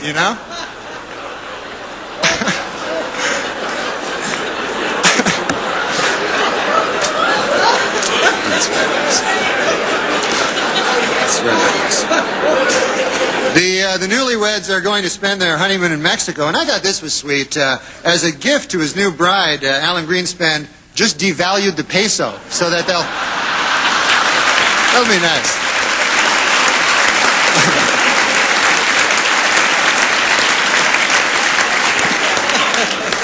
So, anyways, a little bit more of my coffee. Anyways. It just occurred to me, Mr. President, you are now handicapped, and you're the President of the United States. You must have an unbelievable parking spot, That's...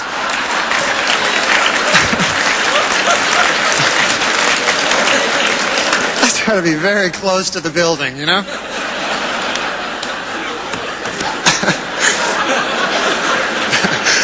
But, you got to hand it to the president. His injury is not holding him back from doing the business of the nation. In fact, he just nominated Major General Claudia Kennedy as the Army's first female three-star general. And I think that's great. She's doing a great job. Apparently, the only thing she's having trouble with, she's having difficulty figuring out how to sexually harass herself. She doesn't know how to.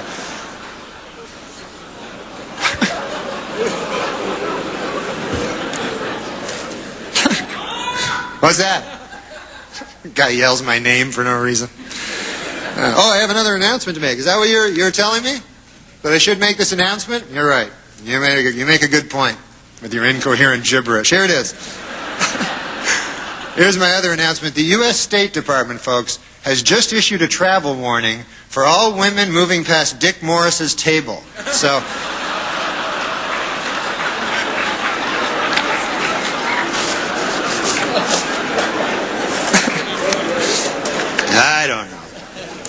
I don't know. Well, that's about it for me. I just want to... How about this Heaven Gates call? This is what everybody's talking about. It's unbelievable. And it really is a sad story, and it's hard to comprehend. I mean, think about it. Who in their right mind would believe that you get into a spaceship behind a comet by castrating yourself and committing suicide? I mean, other than Pierre Salinger, who on earth would believe...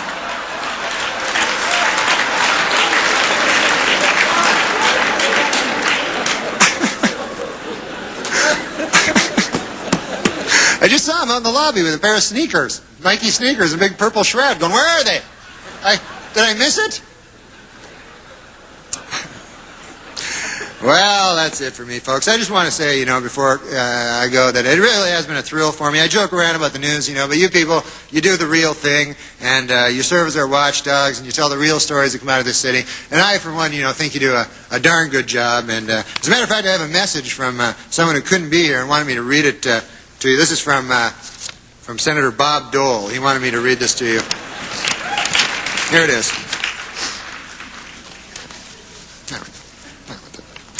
This is it. This is from Senator Bob Dole.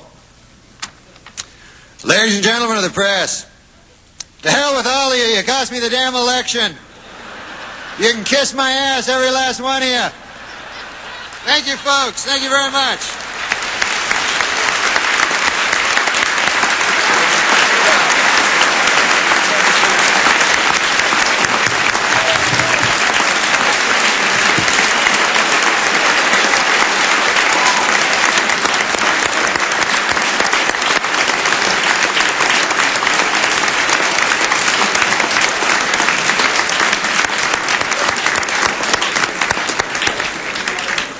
Thank you very much, Norm. I guess you can turn to the IMIS program tomorrow to see how you did.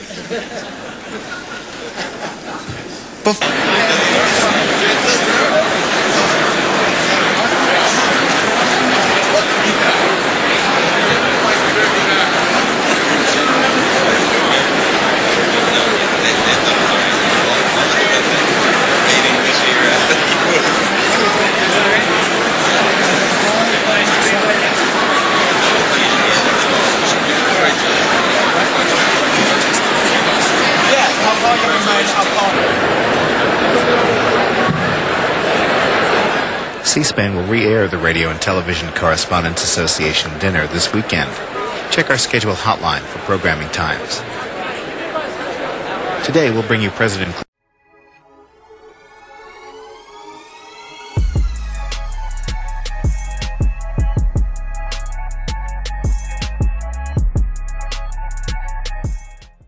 Please like, hit that button, and please hit that button. Subscribe. Wait, what? That was cool. Keep that in there too. Wait, what? That was cool. No, I'm not keeping wait what. Wait, what? Are we back? We're back, guys. We live. Sure. See the shirts? It's on Teespring, guys. We got more shirts. Mets, spring training. Check it out. Forget the Mets. Opening day, and here's the first pitch, and the season's over. Anyway, this is gonna be Norm Macdonald. Some of you guys wanted Norm Macdonald. You've been asking for a while. Norm's a quiet beast, man. Our list is so No guys don't filter, understand, man. We have like 100, probably about 60 or 70 people on the list, with about 40 or 50,000 other songs from them or a comedian bitch from them. Like it takes so much time, man. We have maybe 200 something videos on the list. We got rent, mortgages, growing every day. kids. Look what you've done to my peonies! Kids. Yeah. Damn, this guy, bro. Grow up, bro. Nah, Thank you. You grow up. Thank you. He says You growing grow every up. day. You grow up. It's growing every day. This guy's a fucking kid. Homophobe, man. Got the homophobe. I don't know if you guys saw the Little Nas X video, but he was the devil in the chair. His head snapped and Nas took over? Okay. If you're new here, hit the subscribe button. Welcome. Hit the subscribe button. Hit the like button if you like the video. Let's check out the video. Let's see what's about, guys. Please. But welcome to Gotham Comedy Live. This is a show like other shows, except you can be dirty. That's what a guy told me. So fuck that shit, because that's my favorite sentence. 2/3 of it's very dirty, and the other one is not. But you go, fuck that shit. 2/3 is dirty. That's why I talk about politics and stuff. People, what do you think of that? Fuck that shit. And then people think I have an opinion, but I don't really. But a guy was just telling me, hey, listen, Bill Cosby, first of all. Damn. What an entrance. Is my hero ever since I was a kid, because I always wanted to be like him, and I got his albums, tried to emulate him, but I didn't like his stand-up, but I like the way he was as a man. 'Cause this was before they didn't say he was a rapist on the fucking liner notes of the albums, you know. The liner notes. Oh shit. That's my buddy said. He said, the worst part about Cosby was he was a hypocrite. And I said, I don't think that was the worst part. I think that was the worst part. That's good. I don't think that was the worst part. I don't think that was the worst part. That was good.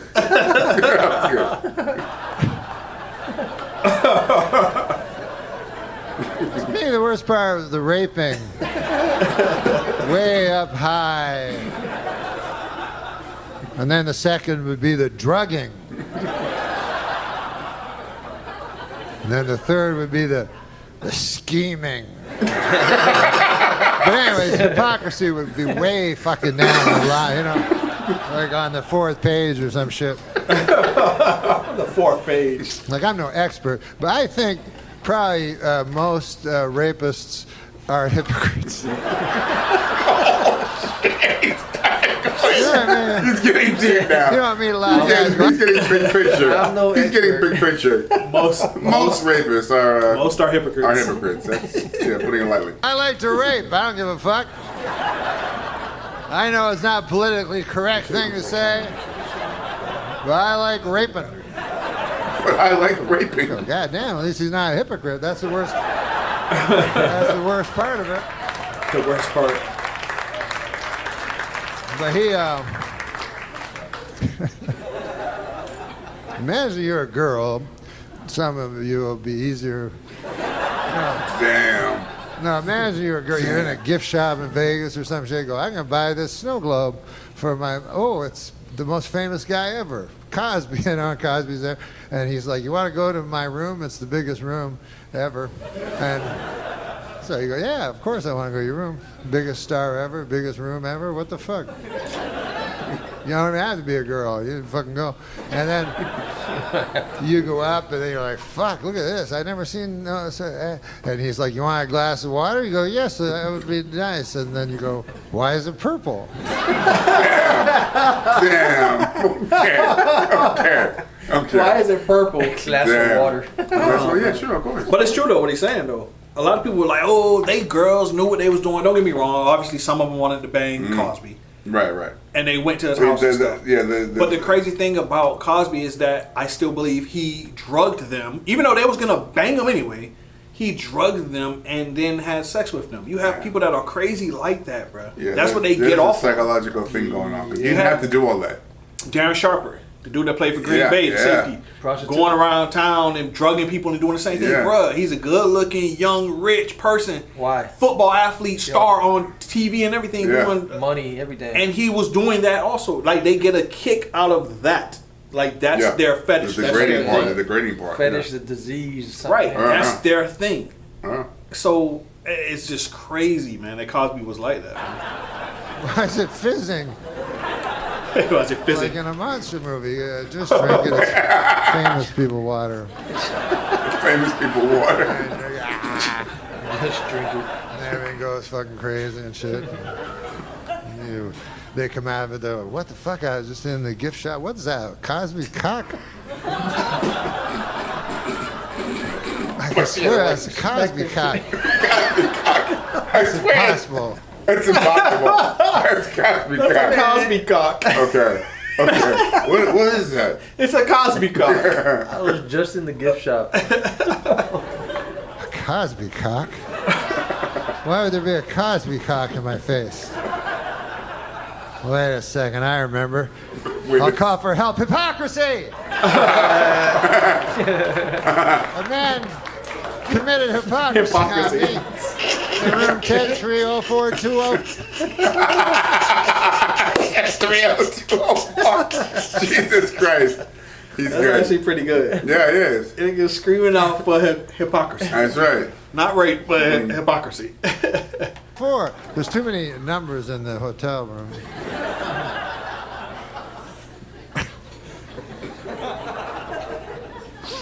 God damn. Cosby.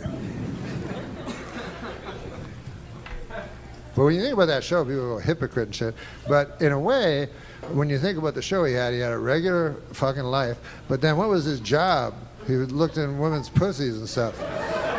That's true. And you never saw it. They never showed you that part. Wasn't he was a gynecologist, right? Yeah. So in a way, maybe he wasn't a hypocrite. No way. I don't even know what's wrong with hypocrisy. I never thought about that. What's the problem with hypocrisy, you know? People always against it. Go, you know what I hate worse than anything? Hypocrite. But imagine your life if you weren't a hypocrite. You know what I mean?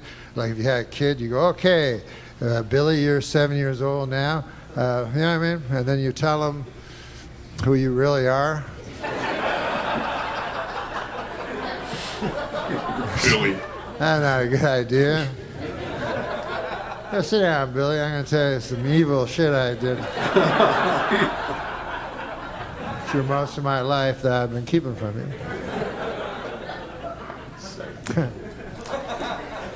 So Cosby was a hypocrite.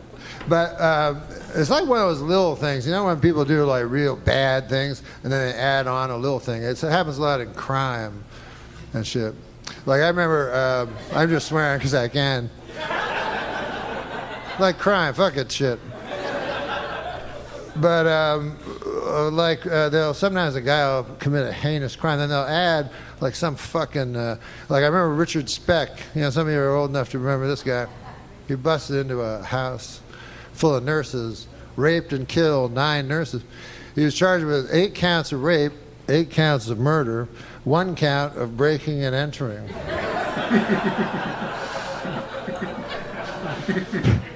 So the whole defense became, I tell you, that door was a little bit open. You could have jimmied that open. We're going to take pictures of it and show it to the jury and we blow them up. Because judges are wise like owls. So the judge knows he doesn't want the guy 8 counts guilty, 8 counts guilty, and on the case of breaking and entering, innocent. And then he's like, hey, what did I tell you, everybody? What I tell you. Waving at people with his orange thing. Hey, a guy told me that, I don't know if you've heard this, Bruce Jenner is going to go back maybe to being a man. Did you hear that? That's an odd thing. Because I remember him, of course, as a woman. So it's hard for me to picture what he'd even look like. As a man, I remember, because I'm from Canada, so I remember he was in the '72 Olympics, and he won the decathlon, you know, which is the best athlete in the world, was a woman. And we didn't know at the time because he kept it secret. We didn't know at the time.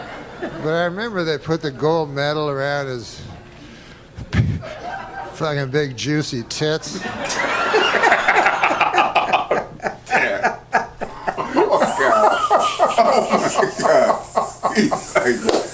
delivery is so deadpan, it's hilarious. It's shocking and relaxed at the same time. He's so cool about it. So calm. His juicy tits. See, but this, let me tell you, what's his name to me is in the same category as him, but he doesn't do it good. Hannibal. Yes. Hannibal has that cadence. I'm gonna here's the material. I don't know what I'm saying really. I'm not trying to be funny. It's the material, though. It's the material. It's the same vibe as Norm Macdonald. It's the material, but though. He's not Hannibal's funny. material is weak to us. Yeah, to us. We saw a previous video of Hannibal. Go check it out if you're a fan. But he's he not has funny. great cadence, great relax. He sounds funny, but he isn't funny. But that's what I was saying when we saw Hannibal that time. I was like, I like people, and I told people in the comment section as Hannibal stands, yo, I like that type of comedy. It's just that his topics and the way he does it is not funny to me. Yeah, the material. The material is weak. It's not funny. Yeah. This is funny. Yeah. And it's the same little dry, just I'm not even trying to be funny. You like Stephen Wright? Who? Stephen Wright? The hell is that? From Boston, the bushy head dude. Every time I came, I'm sure I've seen him. You know, I came in Thursday. That's not helping. He talks That's not helping. But it I've is. seen him. When you it is. Okay, it is. Watch YouTube Stephen Wright. I'm going. I came inside the store with it. That's how he talks. I'm he sure doesn't that know, looks familiar. So he's saying now he don't know. Do it again. I won't. Thank you. Let's go. I'm ready. Juicy tits. And that to me is when he should have just gone, I'm a lady, and then that would have been good for the LGBTG, the community, you know, the community. I don't know if you've been over to seen them and shit, but it's a nice community. Have you been over to seen them? Have you been over to seen them? And it would have been good. All the LGBTBL. I try to be inclusive of all the letters in the alphabet. Yes, I agree. But you know, then he waited. That's the problem. He waited till he was 65. That's when Bruce Jenner decided to tell us he was a lady. Now I don't know about you guys, but to me, is there really that much difference between a 65-year-old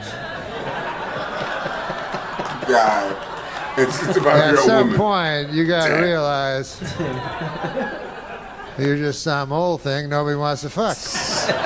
Damn. All right, guys. Oh man. Oh, Norm is great, man. We gotta find more Norm. That shit was Just him. funny. No, but even like you said on Saturday Night Live, I think you said it all. Weekend Update, yeah. On Saturday Night Live, the Weekend Update and stuff. He was like, saying he was great. He was good back then. Probably one of the and- best. No, he's good. He does the voice of Death or whatever, the little Grim Reaper or whatever the case is on Family Guy. Yeah. Oh, that's him? Yeah, that's him. Dennis Miller was great. Him, yeah, they're great. They're great hosts. Yeah, no, man. We got to do more Norm. Guys, if you Yeah, want to see more Norm, hit the like button. Tell us down below what video we should do. Try to make it not Comedy Central. Comedy Central does not play. That's going to be rough. They block. If it's Comedy Central, I'm telling you now, we're not doing it. Any video that's not Comedy Central, man, they block everything. It's ridiculous. This was hilarious. If you like the channel, if you like what we do here, man, we sit back, kick back, and just watch these videos and enjoy and Hang out with BS Sean, around. man. Yeah, man, we're just hanging out. It's nothing serious. There's no hoopla. There's no fake laughs and rolling all over the floor. If that's what you're into, that's what you're into. We here chilling, man. We here chilling. We being ourselves. We appreciate you as always, man. Stay safe. Thanks for watching. Hey, man, Stay appreciate safe. y'all, Stay safe. man. Be Yep. good.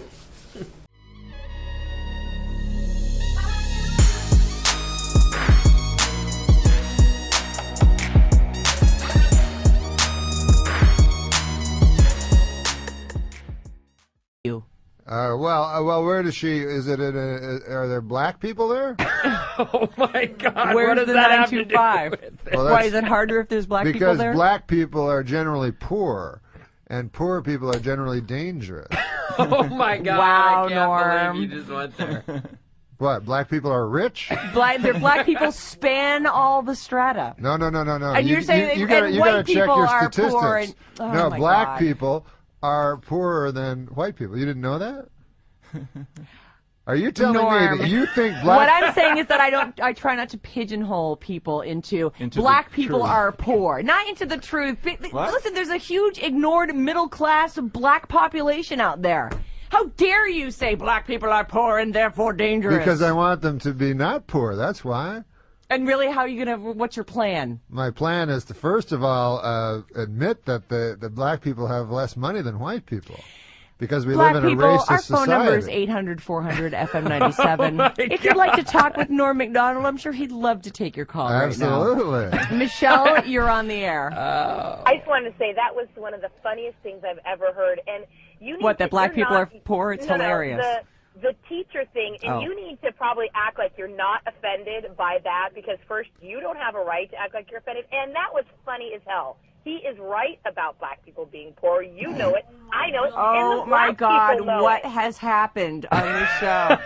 Well, he taught us a lot today. I think moms. Oh, it's a learning show. Mom's Well, an Wait easy a job. second. Where have Teacher's you an guys easy been job. living for the last 300 years in Steve, this country? you're on the air. Normie, Yeah, hey, baby. hey, you were awesome on the Bob Saget roast. Ah, thanks, man. That's nice of you to say. You're the best all-time on the roast, actually. Oh, really? That's sweet. All right, hold on. Paris, you are on the air.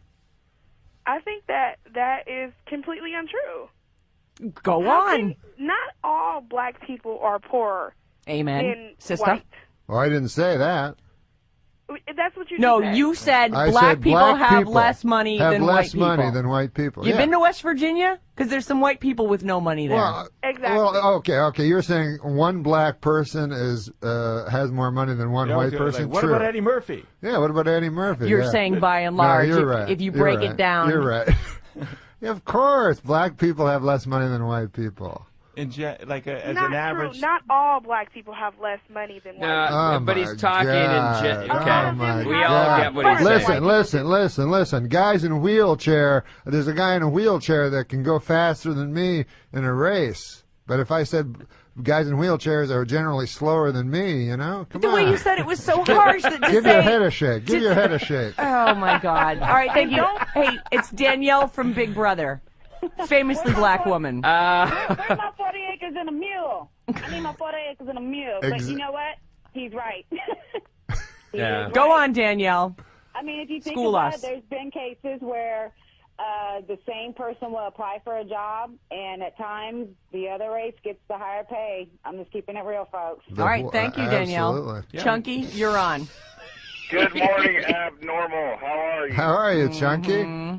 Hey, what about Mexicans? Are they hard workers? And are Jews stingy? What's the rest of it? And why don't white people have any culture in this country? And I totally hear you about the iPod. I'm sick of all my songs, too. Oh, yeah? Yeah. All right, just sum it all up, Norm Macdonald. Well, I'm saying that having Try less... to offend everyone equally. Having less money or or not having less money is not a product of your nature. It's that you don't have the money because the white people don't give you the money.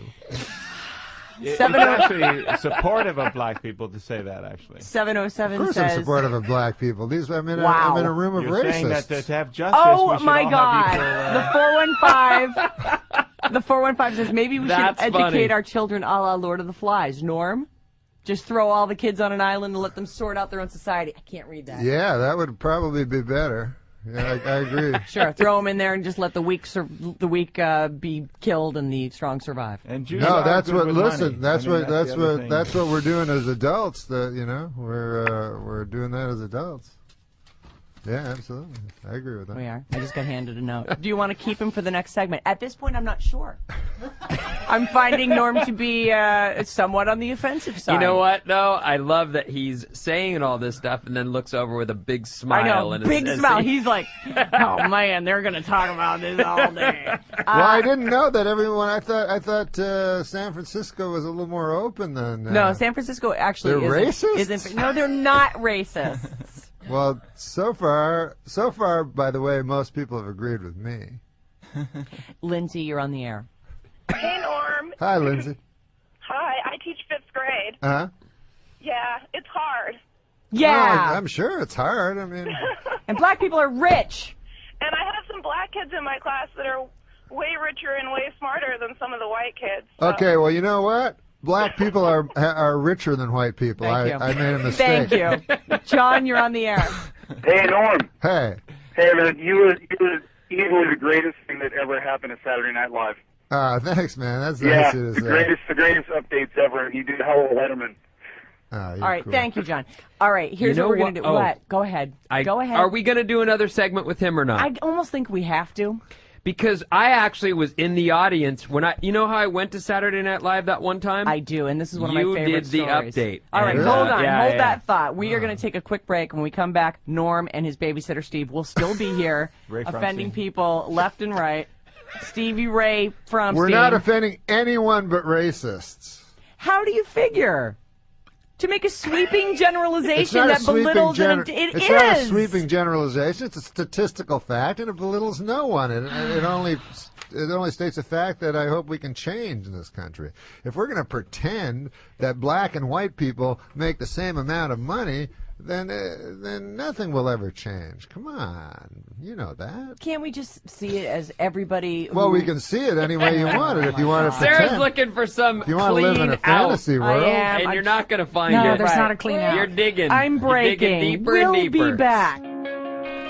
Alice at 97.3, Norm Macdonald, and Stevie Ray Fromstein are sitting in here with us. The texts are great. Yes. And thanks for the phone calls, too, 800-400-FM97. You can talk to Norm if you like. All right, our text number is 25423. You can call us at 800-400-3697. A text from the 650. I'm a black woman, and Norm is right and hysterical. Sarah, you're living in a fantasy land if you think we're all equals.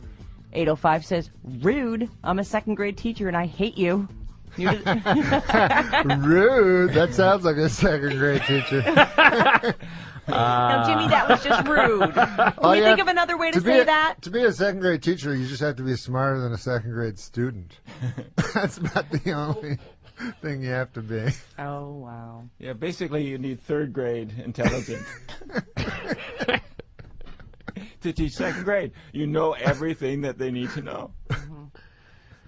But a 4th grade teacher, if you're a 3rd grade teacher, you need 4th grade. Here's a question. I don't want any more of your questions. No. Why do I always hear this from women?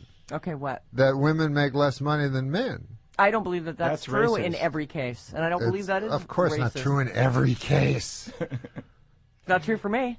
Yeah, no, not the case in this room. I think things are changing, and I think that when it comes to racism, things are changing I think too. that black I'm lady, trying to look for the positive. I think that black lady made a good point that Which one? That I'm I think living her in name was fantasy Ruth. land? That you're living in a fantasy land because the black people that you encounter probably make a lot of money.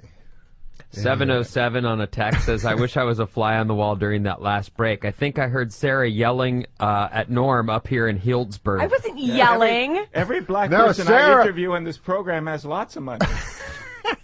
Wow. No, she actually said she was wrong during that. Yeah, break. which never has happened. No, I said, ever. what I said was, I'll just say I'm wrong. Let's take a couple of calls here. Actually, a couple texts. If you only need third grade intelligence to teach second grade, I wonder what Norm would say about me, a preschool teacher. Well, it's kind of obvious. And the 503 says, Norm, thanks for Dirty Work. Still one of the greatest movies ever. What do I need to teach children how to nap? Nina, you're on Ambien, I think. Hey, how you guys doing? Good. What's happening? Yeah, listen, the status in the society today is white man, white woman, black woman. You think that's the hierarchy? That is the hierarchy. I actually been doing HR and statistical analysis for 13 years, and the perfect example of that is they're going to elect a black African-American president before they elect a white woman or black woman African president. I agree. That's a I good agree. example right there. I agree completely with what she's saying. That hierarchy is exactly right. So no matter what, exactly if you're a man, you're at an advantage, and no matter what, if you're a woman, black or white, you're at a disadvantage. Women, we do everything, and we get no credit, we get no pay. You got to go out there and get it. I mean, I get my money because I act like a guy when I'm asking for a raise, and women ought to start doing that. Show me the money. Let's all do the Cuba Gooding Jr. dance. Show Yeah, me the money. absolutely. All right, thank you, Nina. Absolutely. Let's start our own. Let's start our own movement, shall we? You got it. And by the way, the hardest job Spurred in the on world by is- Norm is- Macdonald. The hardest job in the world is HR because I have to deal with squirrely people on a daily basis. Squirrely. All right, thanks, Nina. Okay, Hey, bye. thank you, Laura. You're on. People who don't want to Squirrely. come out and say Hi, what they think, like everyone. me. Hi there. Hi, I just Laura. wanted to give some love to Norm, put all the intense talk aside because I know he's so Norm is bitchy just today, hilarious. isn't he? It's not intense. He's smiling and laughing and know. sitting back and laughing as Sarah just turns mad. bright red. I know. I don't understand why people get so upset when he's just making observations of what he sees in daily life. All right, thank you. 925 says, this show's great. Norm is so freaking funny from the working mom. Oh. Which I think means she's a mom and works. That's tough, boy. Maggie, you're on the air. It says here being a teacher, super duper hard work. Yeah, I was an attorney for several years. I went to Bolt Law School, and I quit being an attorney to be a teacher. And being a teacher is much more difficult work. Is it super duper hard? That's what it says here. I did not say super duper hard. That was either a human. Yeah, Human put that in your subject verbiage line. There. And one final thing Why is- here. Go ahead. I was going to ask her why it was such hard work. But No, she's I hung got- up on her, yeah. Jeff, you're on. You get the last word. Yeah, hi, Norm. Hey, Jeff. Big fan. Oh, Big thanks. fan ever since. Used to love your sitcom even. I was sad to see it go. My favorite line on that was, "But you're a huge whore." And I was wondering, were you a voice on The Family Guy? Is our little catchphrase. Yeah, I did play Death on The Family Guy. The 415 says, Sarah is an uptight bitch living in Fantasyland. She's keeping her cool because Norm is there, but if it were anyone else, she'd be throwing her usual fit. Norm rules.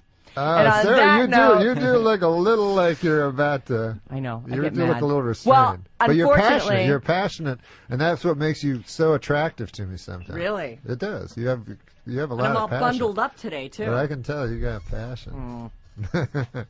All right, listen, Norm and Steve. This is our first fight. I'm kicking you guys out of here now. We actually have to break here at Tommy T's all weekend long. sweet, It is yeah. great to see you. Oh, Next you time, too. I'll be more prepared for your stunning statements that just came out of left field. I have to say, I get so pissed because I can Are you feel... going to rethink it now that everybody agrees with me in the No, world? I'm not going to rethink it at all. You're not going to. You know what? No, she's going to have a better argument next time. Yes, is that's what right. it'll I'm going be. to fight this fight mentally for the next 6 months. And there's Charles Woodson. How about that? How what a season he had.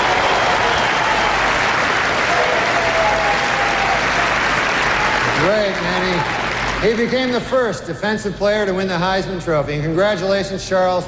That is something that no one can ever take away from you. Unless you kill your wife and a waiter, in which case... all bets are off. God bless you. Watching your set was like watching Henry Fonda pick blueberries.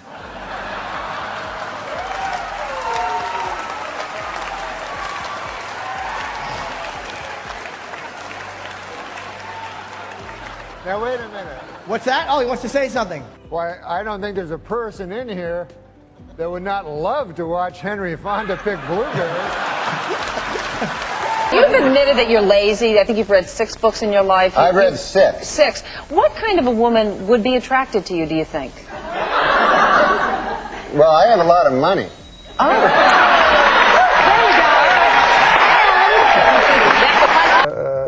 Alec Baldwin, he must have. Oh, yeah, every season, pretty much. He's amazing. I don't know what he's doing now. He was unreal. Weird tweets. But he used to come when he was a lot younger, I guess, because it was when I started, which was 20 years ago. And he was married to Kim Basinger. And he'd complain about her, like, she's the most beautiful woman. He'd go, fucking wife. She bought a town. He was mad because she bought a town. Which A town? She bought a whole town? Yeah, oh my God. So their credit score went down a little. So you bought a town. And then he comes in. Baldwin looks perfect, he just had dinner with Lauren, and he goes, he's trying to be like us, one of the guys. And he goes, that secretary, no, not that, he didn't say secretary. He goes, that assistant girl out there, man, I'd saw my left leg off to fuck her. Jesus Christ. And I said, I think all you have to do is ask her. Why? Yeah, you're Alec Baldwin. What a disaster. Jenny, all the stars are here. It's true. Beardy Man, Claude Racine, Dax Flame, Betty Fine, You got it. and Raphael Fine, all the stars. You really keep up with all that Are stuff. here tonight. Oh, yes. Harley Morenstein is here. All right. And we also have comedian Todd Glass. He'll be hanging out backstage with some of tonight's guests. And on the red carpet, we've got comedian Kulap Vailesak and host... I feel like Todd will be struggling to know these people. I'm sorry, I'm going to continue with the what the computer says, Norm, although I'd I'm love sorry. to talk to you more than this computer. We're on but the I have to do computer. what the computer says, even though I do love you, Norm. I think you're one Okay. of the best. We're also going to be talking to the Well, host I'm no Harley Morenstein. You're not, Norm, but you gotta just let me read this fucking Okay. thing. Now, do you think Cosby's legacy will be hurt? Yeah. You do, huh? I mean, there was a comedian, Patton Oswalt, he told me, I think the worst part of the Cosby thing was the hypocrisy. And I disagreed. You disagree with that? Yeah. I thought it was the raping. As my feeling, most rapists are hypocrites. You don't meet many go, I like raping, and I know it's not politically correct, but by God, people go, well, he's not being a hypocrite, and that's the worst part. Thinking, because they have that Viagra thing out. Yeah. And the other day, Bob Dole came right out and said He was one of the first. Yeah. And you don't want to hear about Bob Dole's cock, I mean, President Clinton's cock, Bob Dole's cock, what the hell? But mostly, an old man like that, you don't want him to have a super hard cock. You know what I mean? Why? Why? Because an old man, you want him to be got a pipe going, a newspaper, the dog at his feet there. Well, that in some corners is considered pipe. Oh. But now they're going to have to create some goddamn pill that makes women aroused at the sight of a fucking 70-year-old dude with a super hard cock. You know what I'm saying? It's crazy. This Viagra. It's insane. And you know what it's for? Impotent people. All right, it's for impotent guys. So get this. I read this. The pill can make your cock hard for 4 hours. Right. So now, who has the 4-hour hard cock? The impotent guys.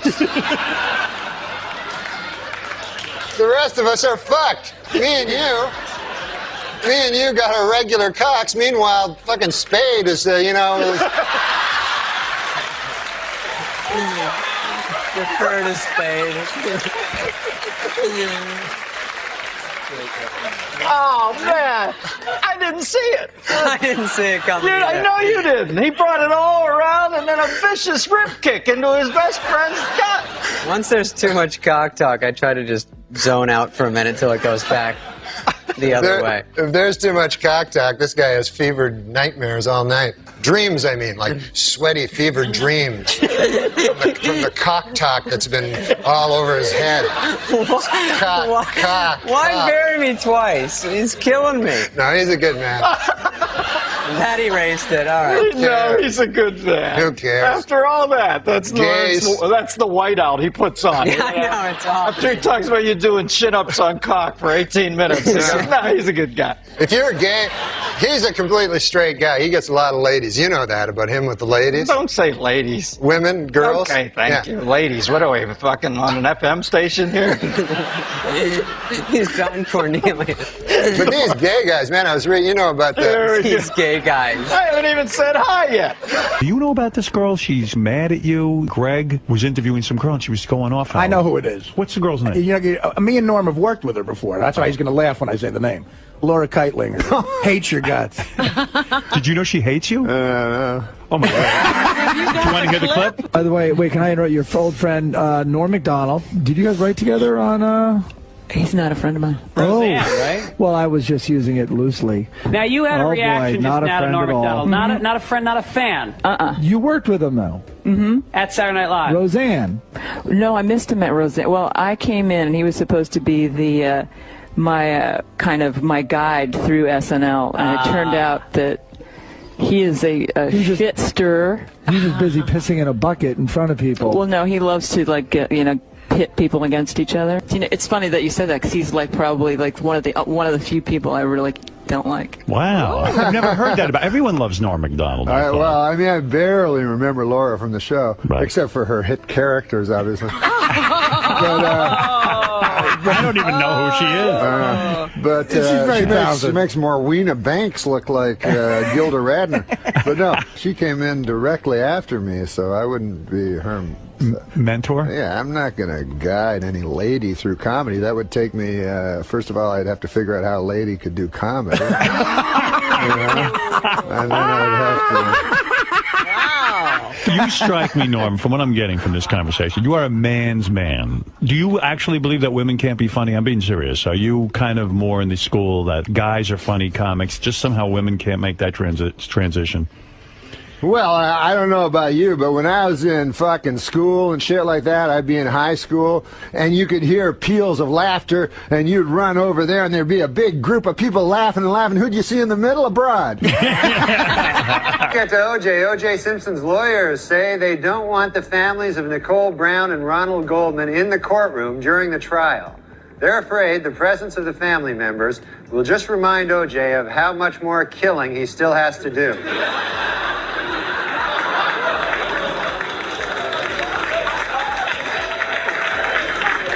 Well, O.J. Simpson's lawyers stopped feuding this week, finally. The Dream Team, F. Lee Bailey and Robert Shapiro, were able to put aside their differences and express their admiration for each other after O.J. threatened to cut their heads off.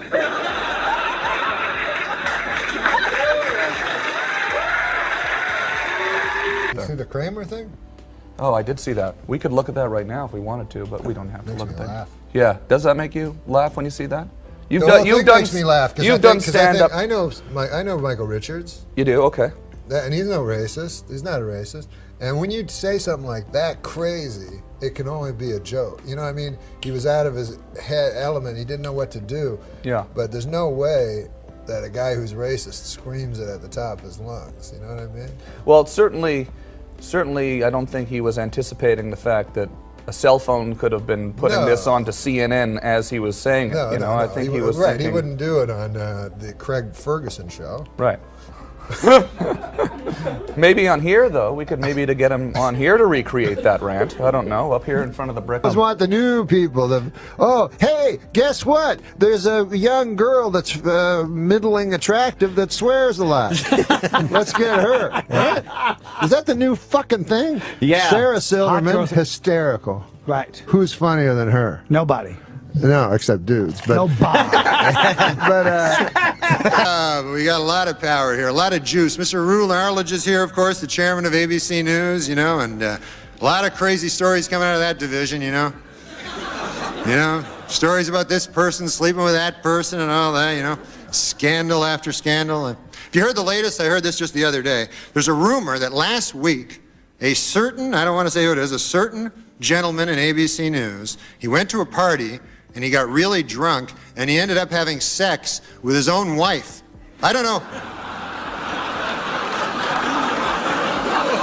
I don't know how these rumors get started, but you know, it's probably just a vicious rumor, really, you know.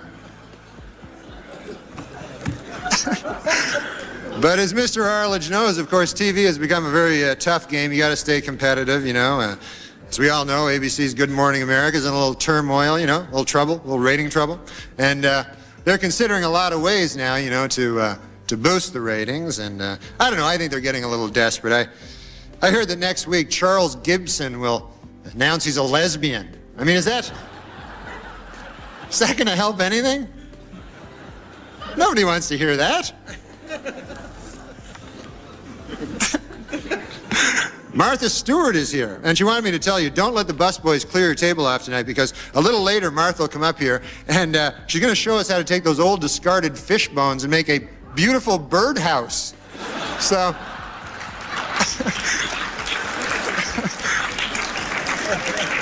That's nice. A little later tonight, I took a cab to the theater, folks, and I don't know if you've ever been in these New York City cabs, but I got one of those cabbies, couldn't speak English, you know.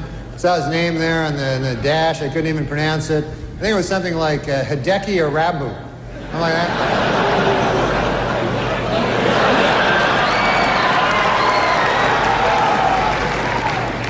Arabu's been having some trouble, man. They fired his translator. Steinbrenner fired his translator. And people see that as cruel, you know, but I don't know, you know. I mean, if you're not doing well in Yankee Stadium, you know, do you really need a translator? Do you want that, you know? You know? Hey, what'd they say? They say you suck. You should go back to Japan, you dirty foreigner. Okay, I got it.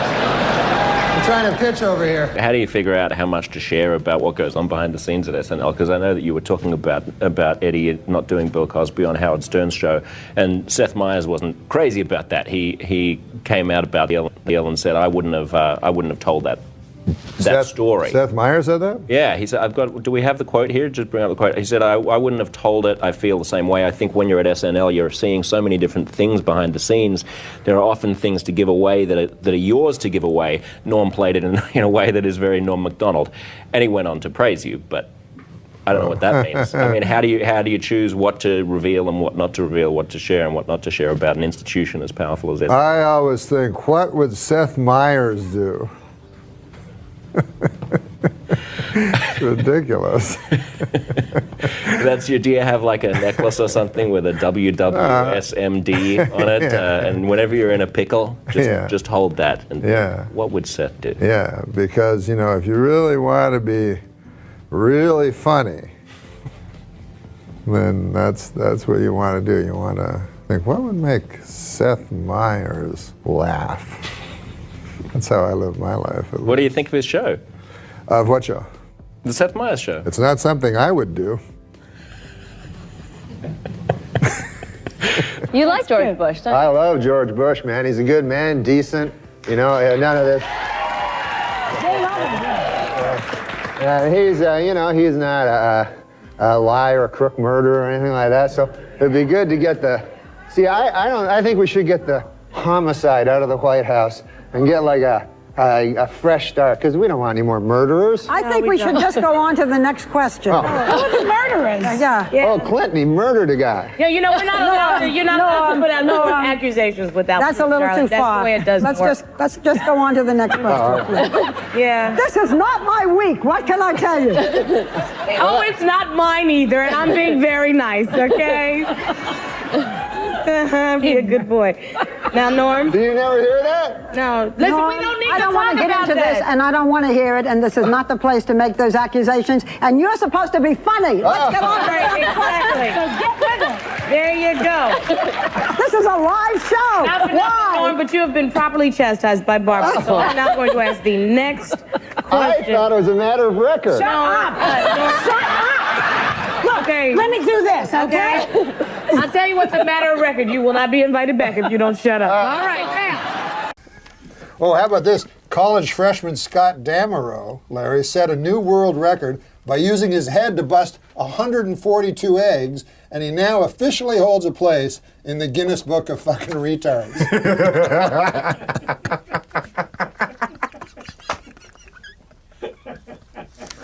Oh, it's ridiculous. It's just ridiculous. Why are these dirty? Ladies and gentlemen, this is something exciting. Our next guest made his stand-up debut. I did not remember that. This man began his television stand-up debut with us 25 years ago. Didn't know this that. I week. didn't know that. Very talented actor. Nobody funnier. Ladies and gentlemen, Norm Macdonald.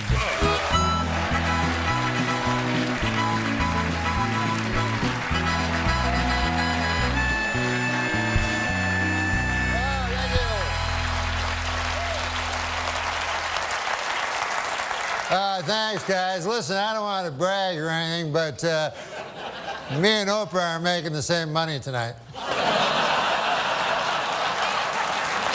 But the show has loosened up considerably. I noticed I was watching Oprah and Dave talking about weed and booze. And I don't do either of those. The hardest drug I ever did, LSD. And I remember I was a kid, I was like 16, and I remember they warned me, they said, hey, you gotta be careful with that LSD on account of you can get a flashback. 10 years can go by, 20 years, 30 years, and a flashback will happen. So I thought, hey, that seems like a good deal. You tell me I buy a drug for $5, I eat it, I get high, and then 20 years later I get high again?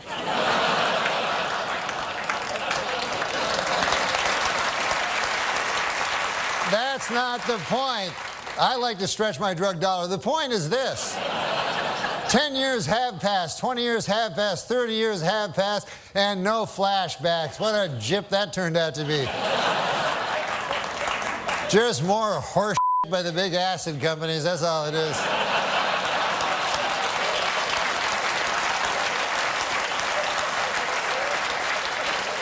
But I can't believe it's been a quarter century since I made my television debut. It was all different back then. You know, it was back then, I remember if you wanted to take a picture, you would use a camera, not a telephone. As a matter of fact, if you used a telephone, people would look at you odd. Keep it like. Just stay still like that. What about in the old days when they took pictures of you way back, you know, where they pulled that thing and exploded and stuff?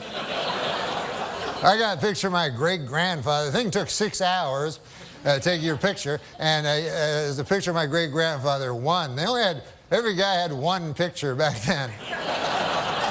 And it's just him like...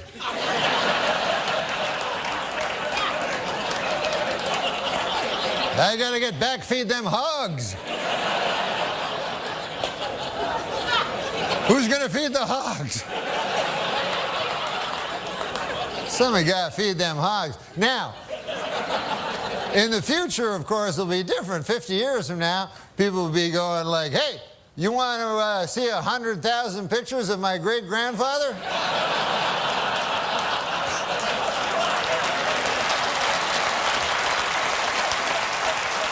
I got him right here, plus everything he did every day of his life.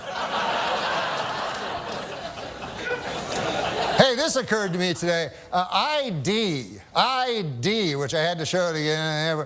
There's a strange abbreviation when you think about it. I is short for I. And then D is short for dentification.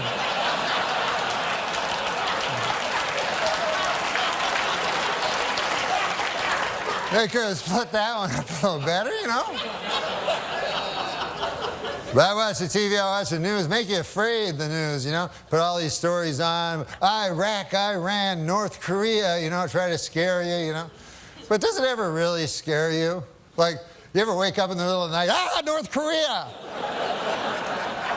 That little tiny country across the ocean. I wonder if they'll get me.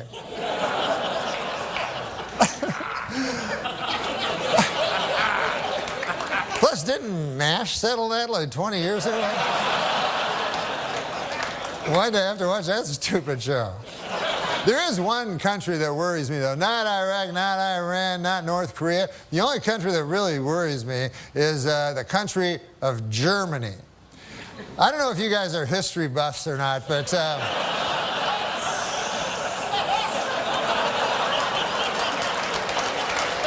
in the early part of the previous century, Germany decided to go to war. And who did they go to war with? The world. That had never been tried before. And so you figure that would take about 5 seconds for the world to win, but no, it was actually close.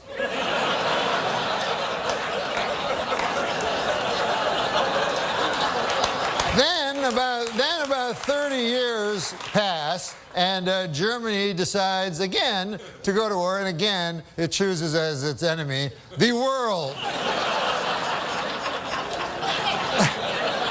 And this time they have that guy, Schrankly, Crankly, that guy, and I'm not even going to dignify him by saying his name, but I think you know what I'm talking about.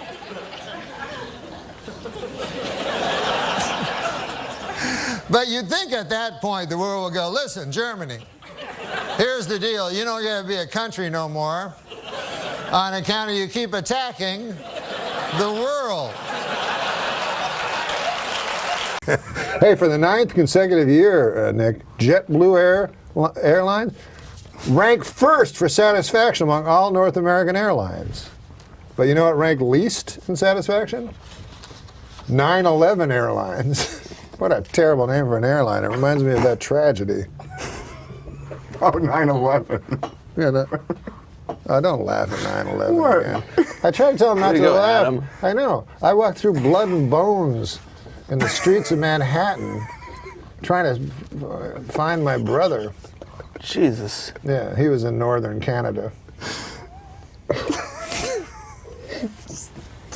Listen, Bill Cosby, first of all, is my hero ever since I was a kid, because I always wanted to be like him, and I got his albums, tried to emulate him, but I didn't like his stand-up, but I like the way he was as a man. Because this was before they didn't say he was a rapist on the fucking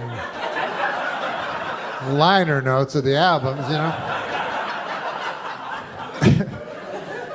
That's what my buddy said. He said, the worst part about Cosby was he was a hypocrite. And I said, I don't think that was the worst part.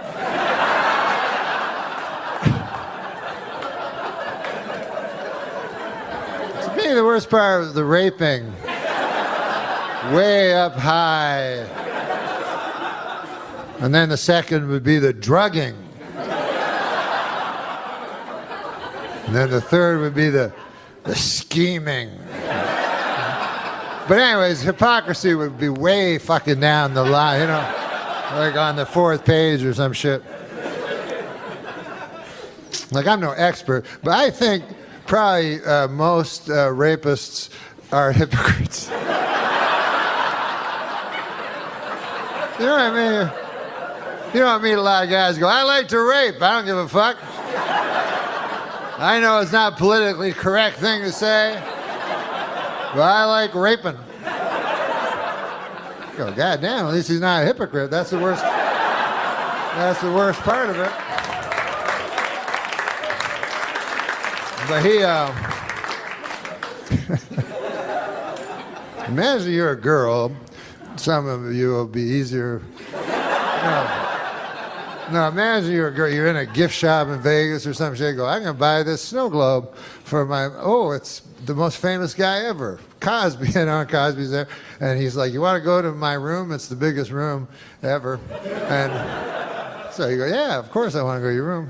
Biggest star ever, biggest room ever. What the fuck? You don't have to be a girl. You fucking go. And then you go up, and then you're like, fuck, look at this. I've never seen... and he's like, you want a glass of water? You go, yes, that would be nice. And then you go, why is it purple?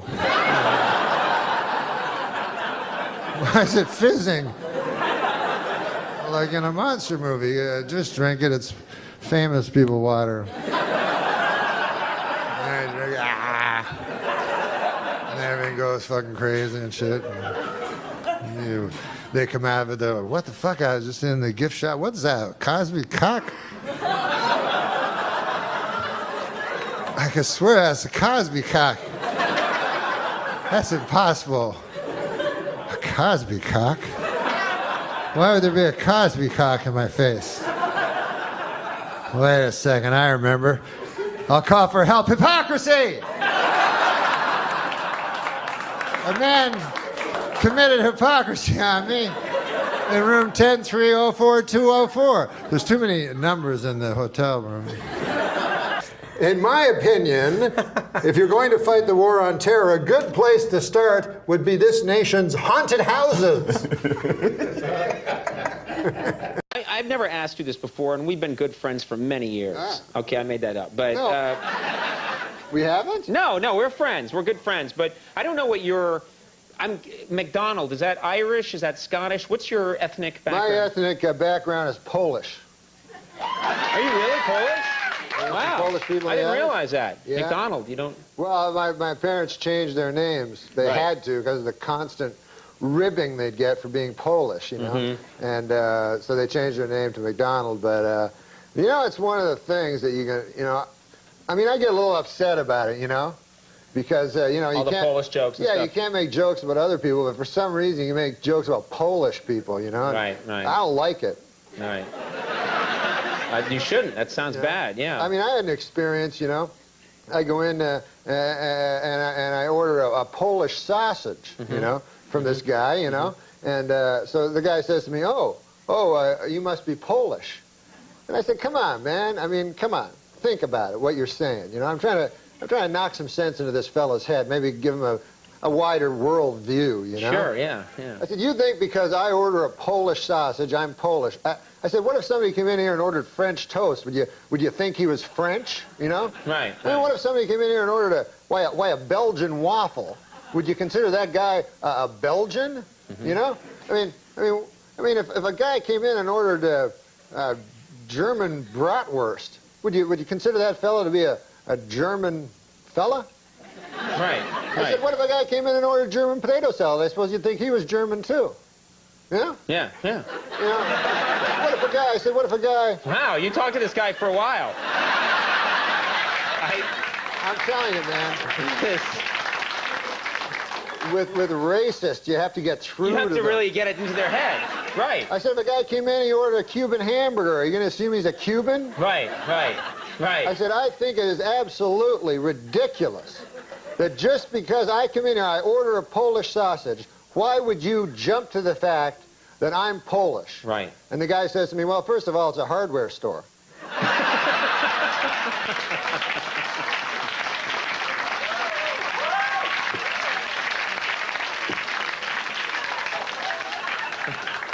And you hate Polish jokes, don't you? You just hate them. No, I think they're disgusting. What are you, retarded? So I know you're not retarded, but what are you, Down syndrome? A new study found that men with beards are more attractive than men without beards. More great work from the University of Bob Seger. Enough of this grimness.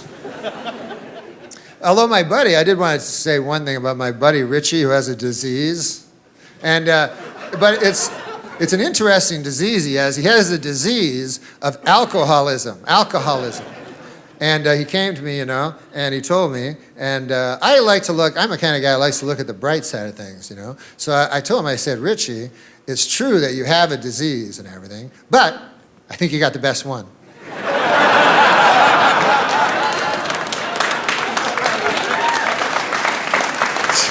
It's the only disease where you get to drink booze all the time.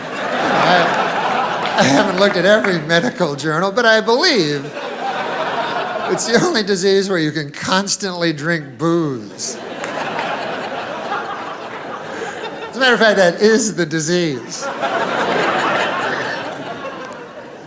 You know, and I don't think Richie would think if he'd had a disease. Like, I don't think Richie would go to my Uncle Bert, go, hey, I understand you got bowel cancer. Ah, man, I know how you feel. I gotta drink a lot of booze. Those diseases, they're tough, those diseases, huh, Uncle Bert? Hey, what's your symptoms, Uncle Bert? Well, my bowel, I got blood pouring out of it all the time. I got bowel blood pouring out, gushing out of my bowel, almost nonstop. And I got searing, clawing pains, ripping, tearing, you know, mind-screeching bowel pains. And they're combined with aching, dull, soul-deadening bowel pain. Those are basically my symptoms. How about you? I get happy. And, you know, I tend to be able to talk to people easier, I find.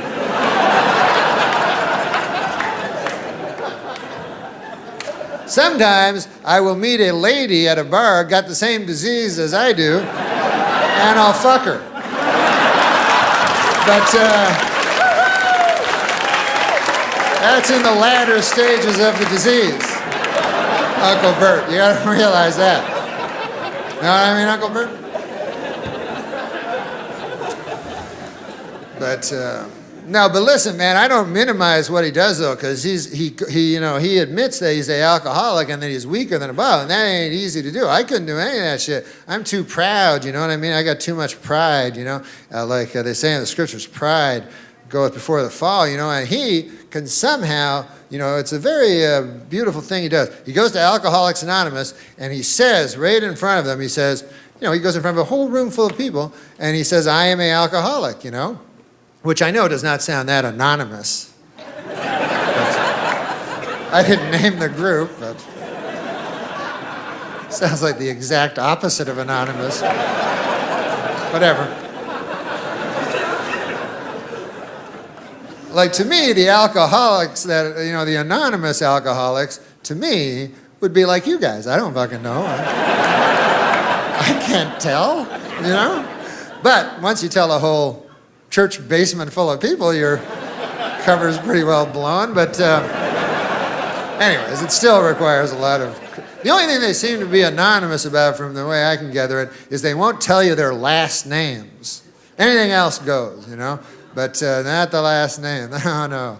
Sometimes they'll say the first, like they'll go, I am Richie and I am an alcoholic, or the first initial. They'll say, my name is Richie K and I am an alcoholic. Then anything goes. They're like, one time I remember I was under the influence of the demon rum and I started punching my newborn in the face.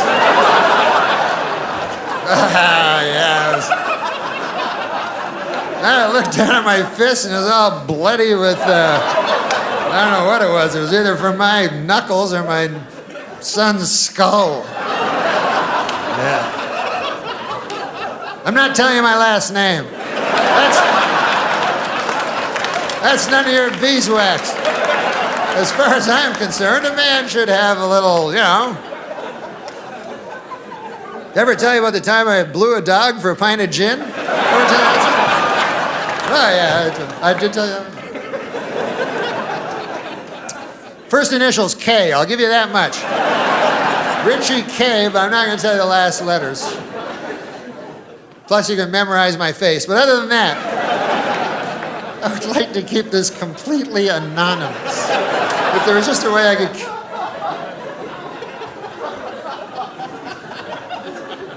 And what better way to keep a secret, when you think about it, than tell a room full of drunks? That's not going any place, you know? As soon as the guy has a relapse, hey, Richie blew a dog for a pint of gin. He told a whole bunch of us. I mean, I understand the dog had some gin. What are you going to do? Oh, yeah. Richie K. You know Richie K?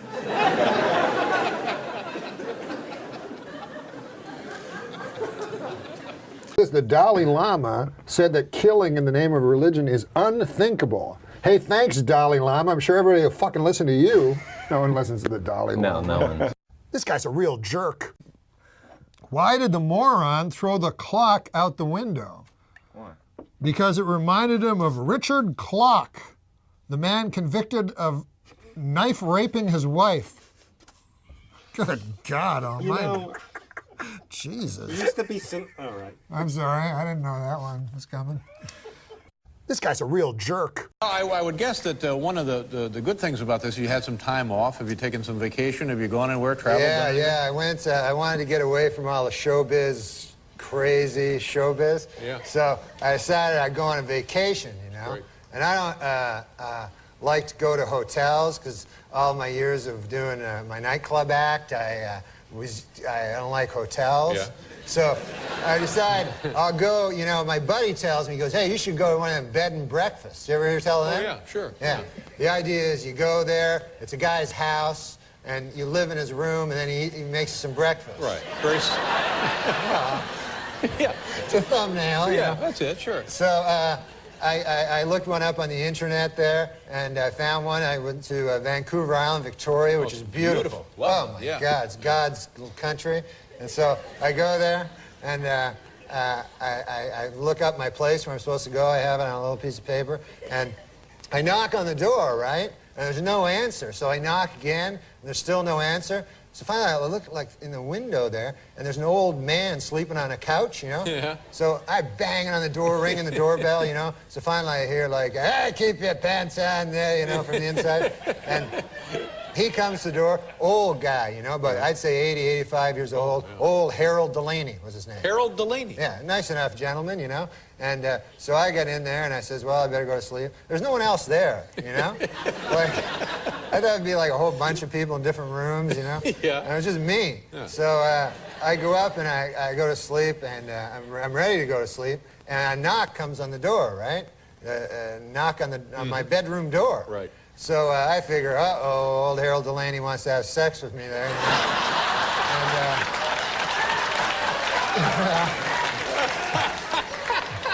That's the first thought that went through your mind, huh? Well, I'm a young fella. Yeah, These days, anything not a goes. bad-looking guy, Yeah, sure, no, yeah. I'm not a...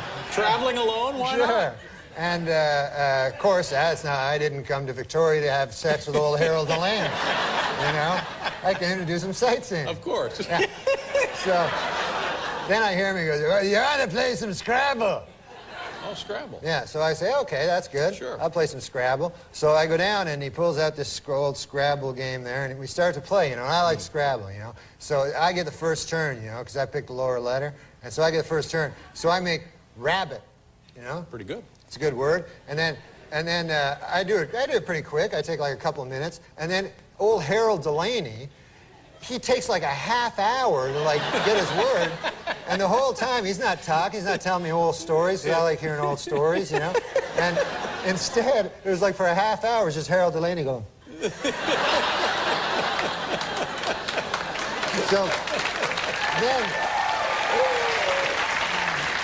then after a half an hour of that, you know, I'm just sitting there, he comes up with his word, it's hat. That's his word, yeah. Hat. So he puts it, and he takes the word hat, and then he puts it like way in the corner on that triple letter score. Right. The triple word, the red one right. that you want to get to. Yeah, sure. But you can't just put it there. No, it's got to have some relation to rabbit. Yeah. Yeah. You got to move up there, you know, and finally get to there. But instead, he just puts it right there. Oh, no. So I go, all right, you know. And so then it's my turn, you know, I do something, and quickly, and then again, the same thing, like, you know, and then time going by, and then every word, and I was coming up with good words, you know, I had sleigh, you know, a sleigh ride, and avocado. Whoa. It was a 7-letter word. Yep. You get 50 extra points. I'm still way behind him. He's just freelancing the board. Yeah. Yes. And so finally I decided I'm going to, like, I got to say something, you know? So and all his words were like cup and hat, and I think it was just like things he'd see around the room, you know? And so I'm playing excellently. I should be in the lead, but instead I'm like 1,000 points behind. And finally, like I gotta say something, you know. So he puts boot, you know, up on this triple, and it really annoyed me because I was building towards the triple letter, and he just puts boot, and so I said, finally, I gotta say something here, and I go, hey, old Harold Delaney there, I don't know, you can't put boot there, and then he goes, you never heard tell of a boot? So I go, no, I know what a boot is. I'm just saying. He goes, if a fella goes out there, has to wear a boot. So I go, no, I know I made avocado. I know a boot. You know?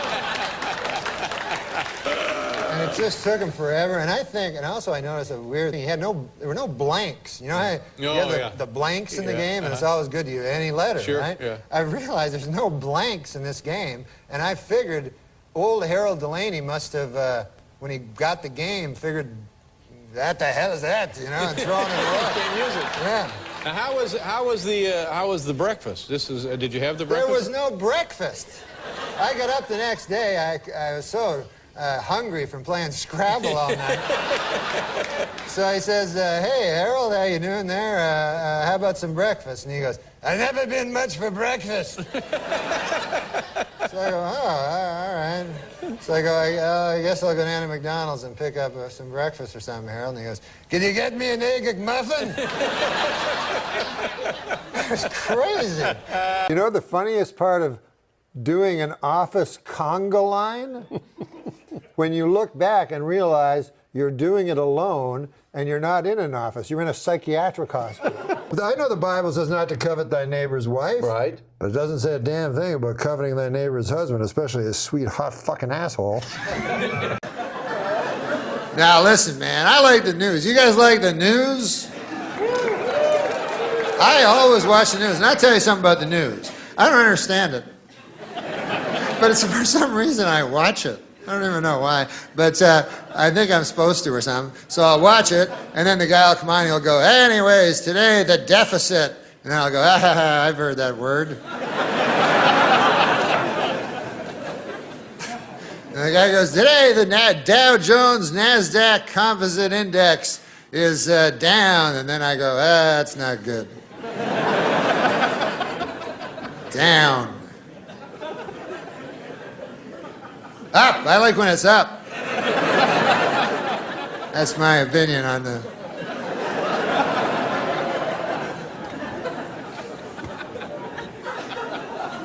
Seems like there's too much news, like, you know, because now they have 24-hour news. Now, when I was a young boy, the news was half an hour. That was the whole news, you know. And a guy would come on and he'd have a tie, you know, and shit, and he would say the news. And it was a half an hour long. Now, it's 24 hours long.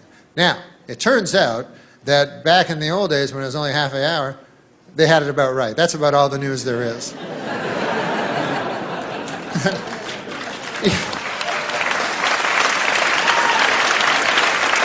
Even then, there'd always be like a story, some fucking story at the end about a caribou or some horse shit. So there wasn't even enough to fill the half an hour.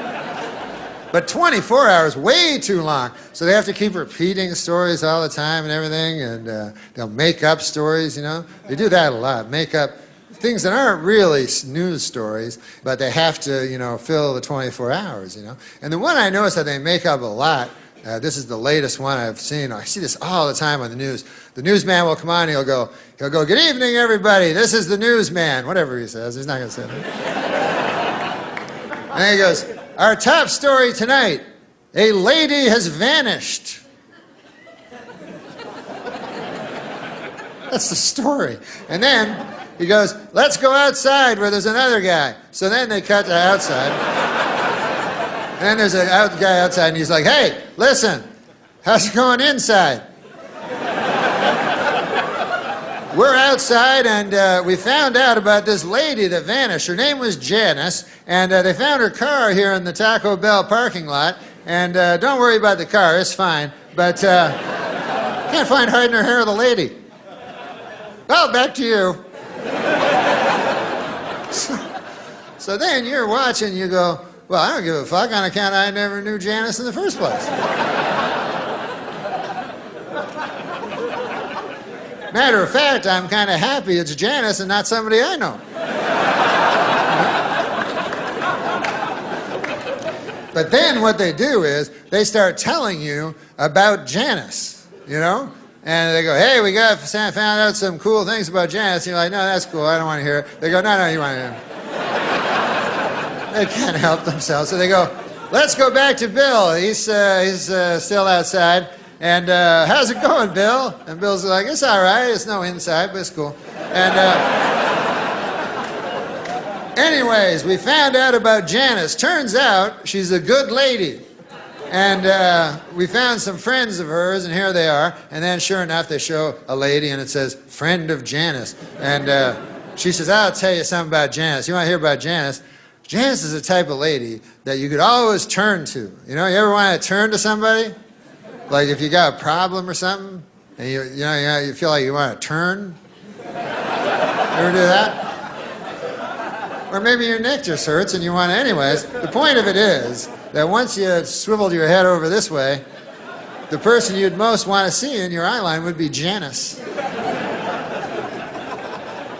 And then they have another friend of Janice that wasn't the first one. And she'll go, I'll tell you, Janice, oh my God.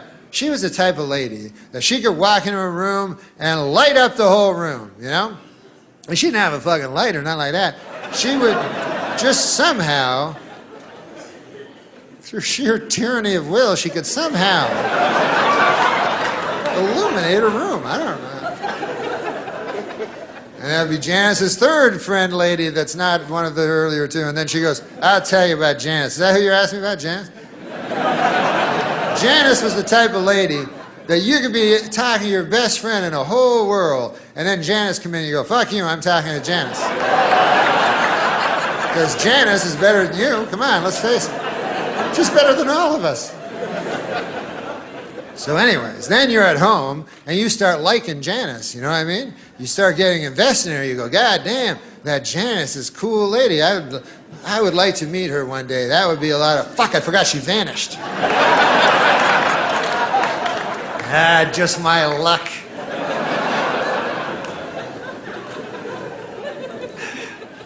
They'll find her.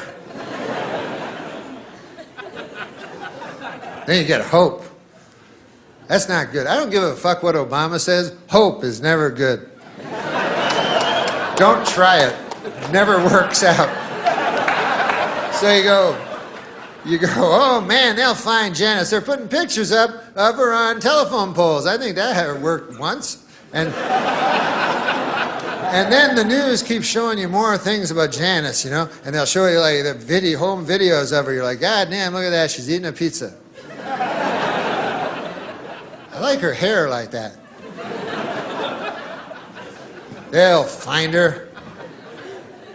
And then you become obsessed with Janice. It's all you can think of, you know? You're at work, fucking just can't wait to get home, agonizing over Janice, you know, thinking about her with eating pizza and shit. And then you go home, and your nights are just fevered dreams of, you know, Janice and bangs and shit like that.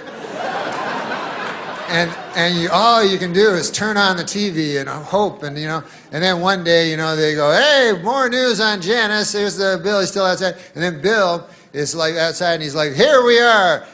Where, as you can see behind me, they are scouring the woods. They're still searching for Janice, you know. And then you go, oh fuck, not the woods. You know, that's not.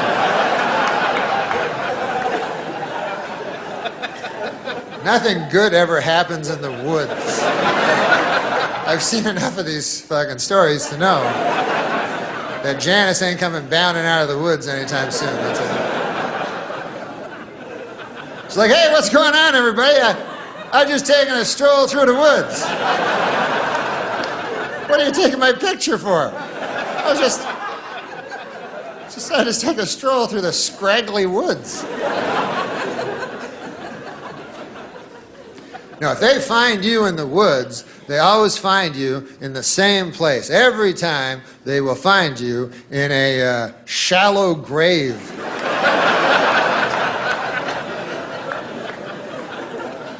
I don't know why they don't just look there in the first place. If If I was the police chief, I'd go, listen, I want every shallow grave in the vicinity checked out. I want to clear out this case by Tuesday on account of I'm running for DA or whatever. But doesn't shallow grave seem a mite rash? You know, like these serial killers are supposed to be so shrewd and cunning and everything, you know? At least according to the TV movies I've seen. And, but then when it comes time for the grave, they get a little hasty, you know?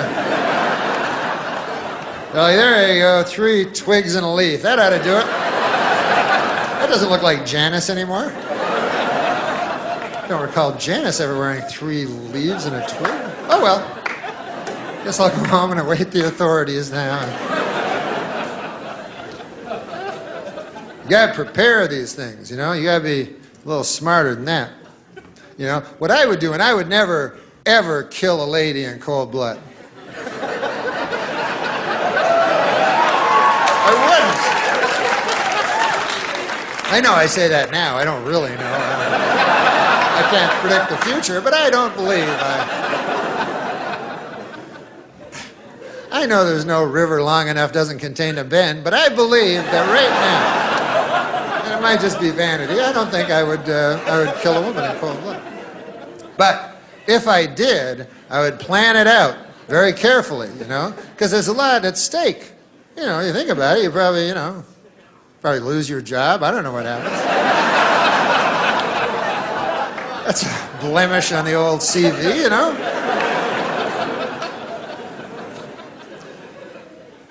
Even in today's enlightened society, there remains a stigma to being a psychosexual sadist. But what I would do is I would look at the lady, I would select a lady, and then I would follow her habits. You understand what I'm saying? Like I would watch her very carefully, you know? And I go, hey, I notice that every day she goes to that cheese sandwich shop, and then she comes out with a little paper bag. I'll bet you anything there's a cheese sandwiches in there. You know? So then I'd keep that in my head, you understand? Then I'd say, hey, I notice every Wednesday evening she goes with her other lady friends and they go down to the YWCA and they play basketball with each other, which is fine nowadays, you know? So what I would do is on Wednesday I would go down to the YWCA and what would I be holding in my right hand in the parking lot but a cheese sandwich? So then she would eventually come out of the YWCA, you know, all sweaty with her, you know, her ridiculous 3-colored ball and everything there, you know. And then I'd be standing there. And then she'd go, hey, what's in your right hand? And I'd go, nothing. I'd be coy, you know. And she'd go, there's something in your right hand. I'd go, listen, lady, who knows more about what's in their right hand? You or me? I believe, oh, this. Now, this is just a cheese sandwich. Why, you like them or something? I got a whole fucking van full of them over there. Right over there. Yeah, that craziest looking fucking van you ever saw? That's filled with cheese sandwiches.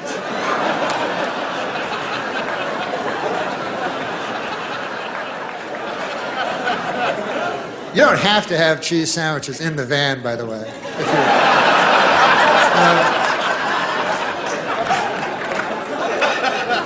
unless you want to be known for your detailed work, it's not really necessary.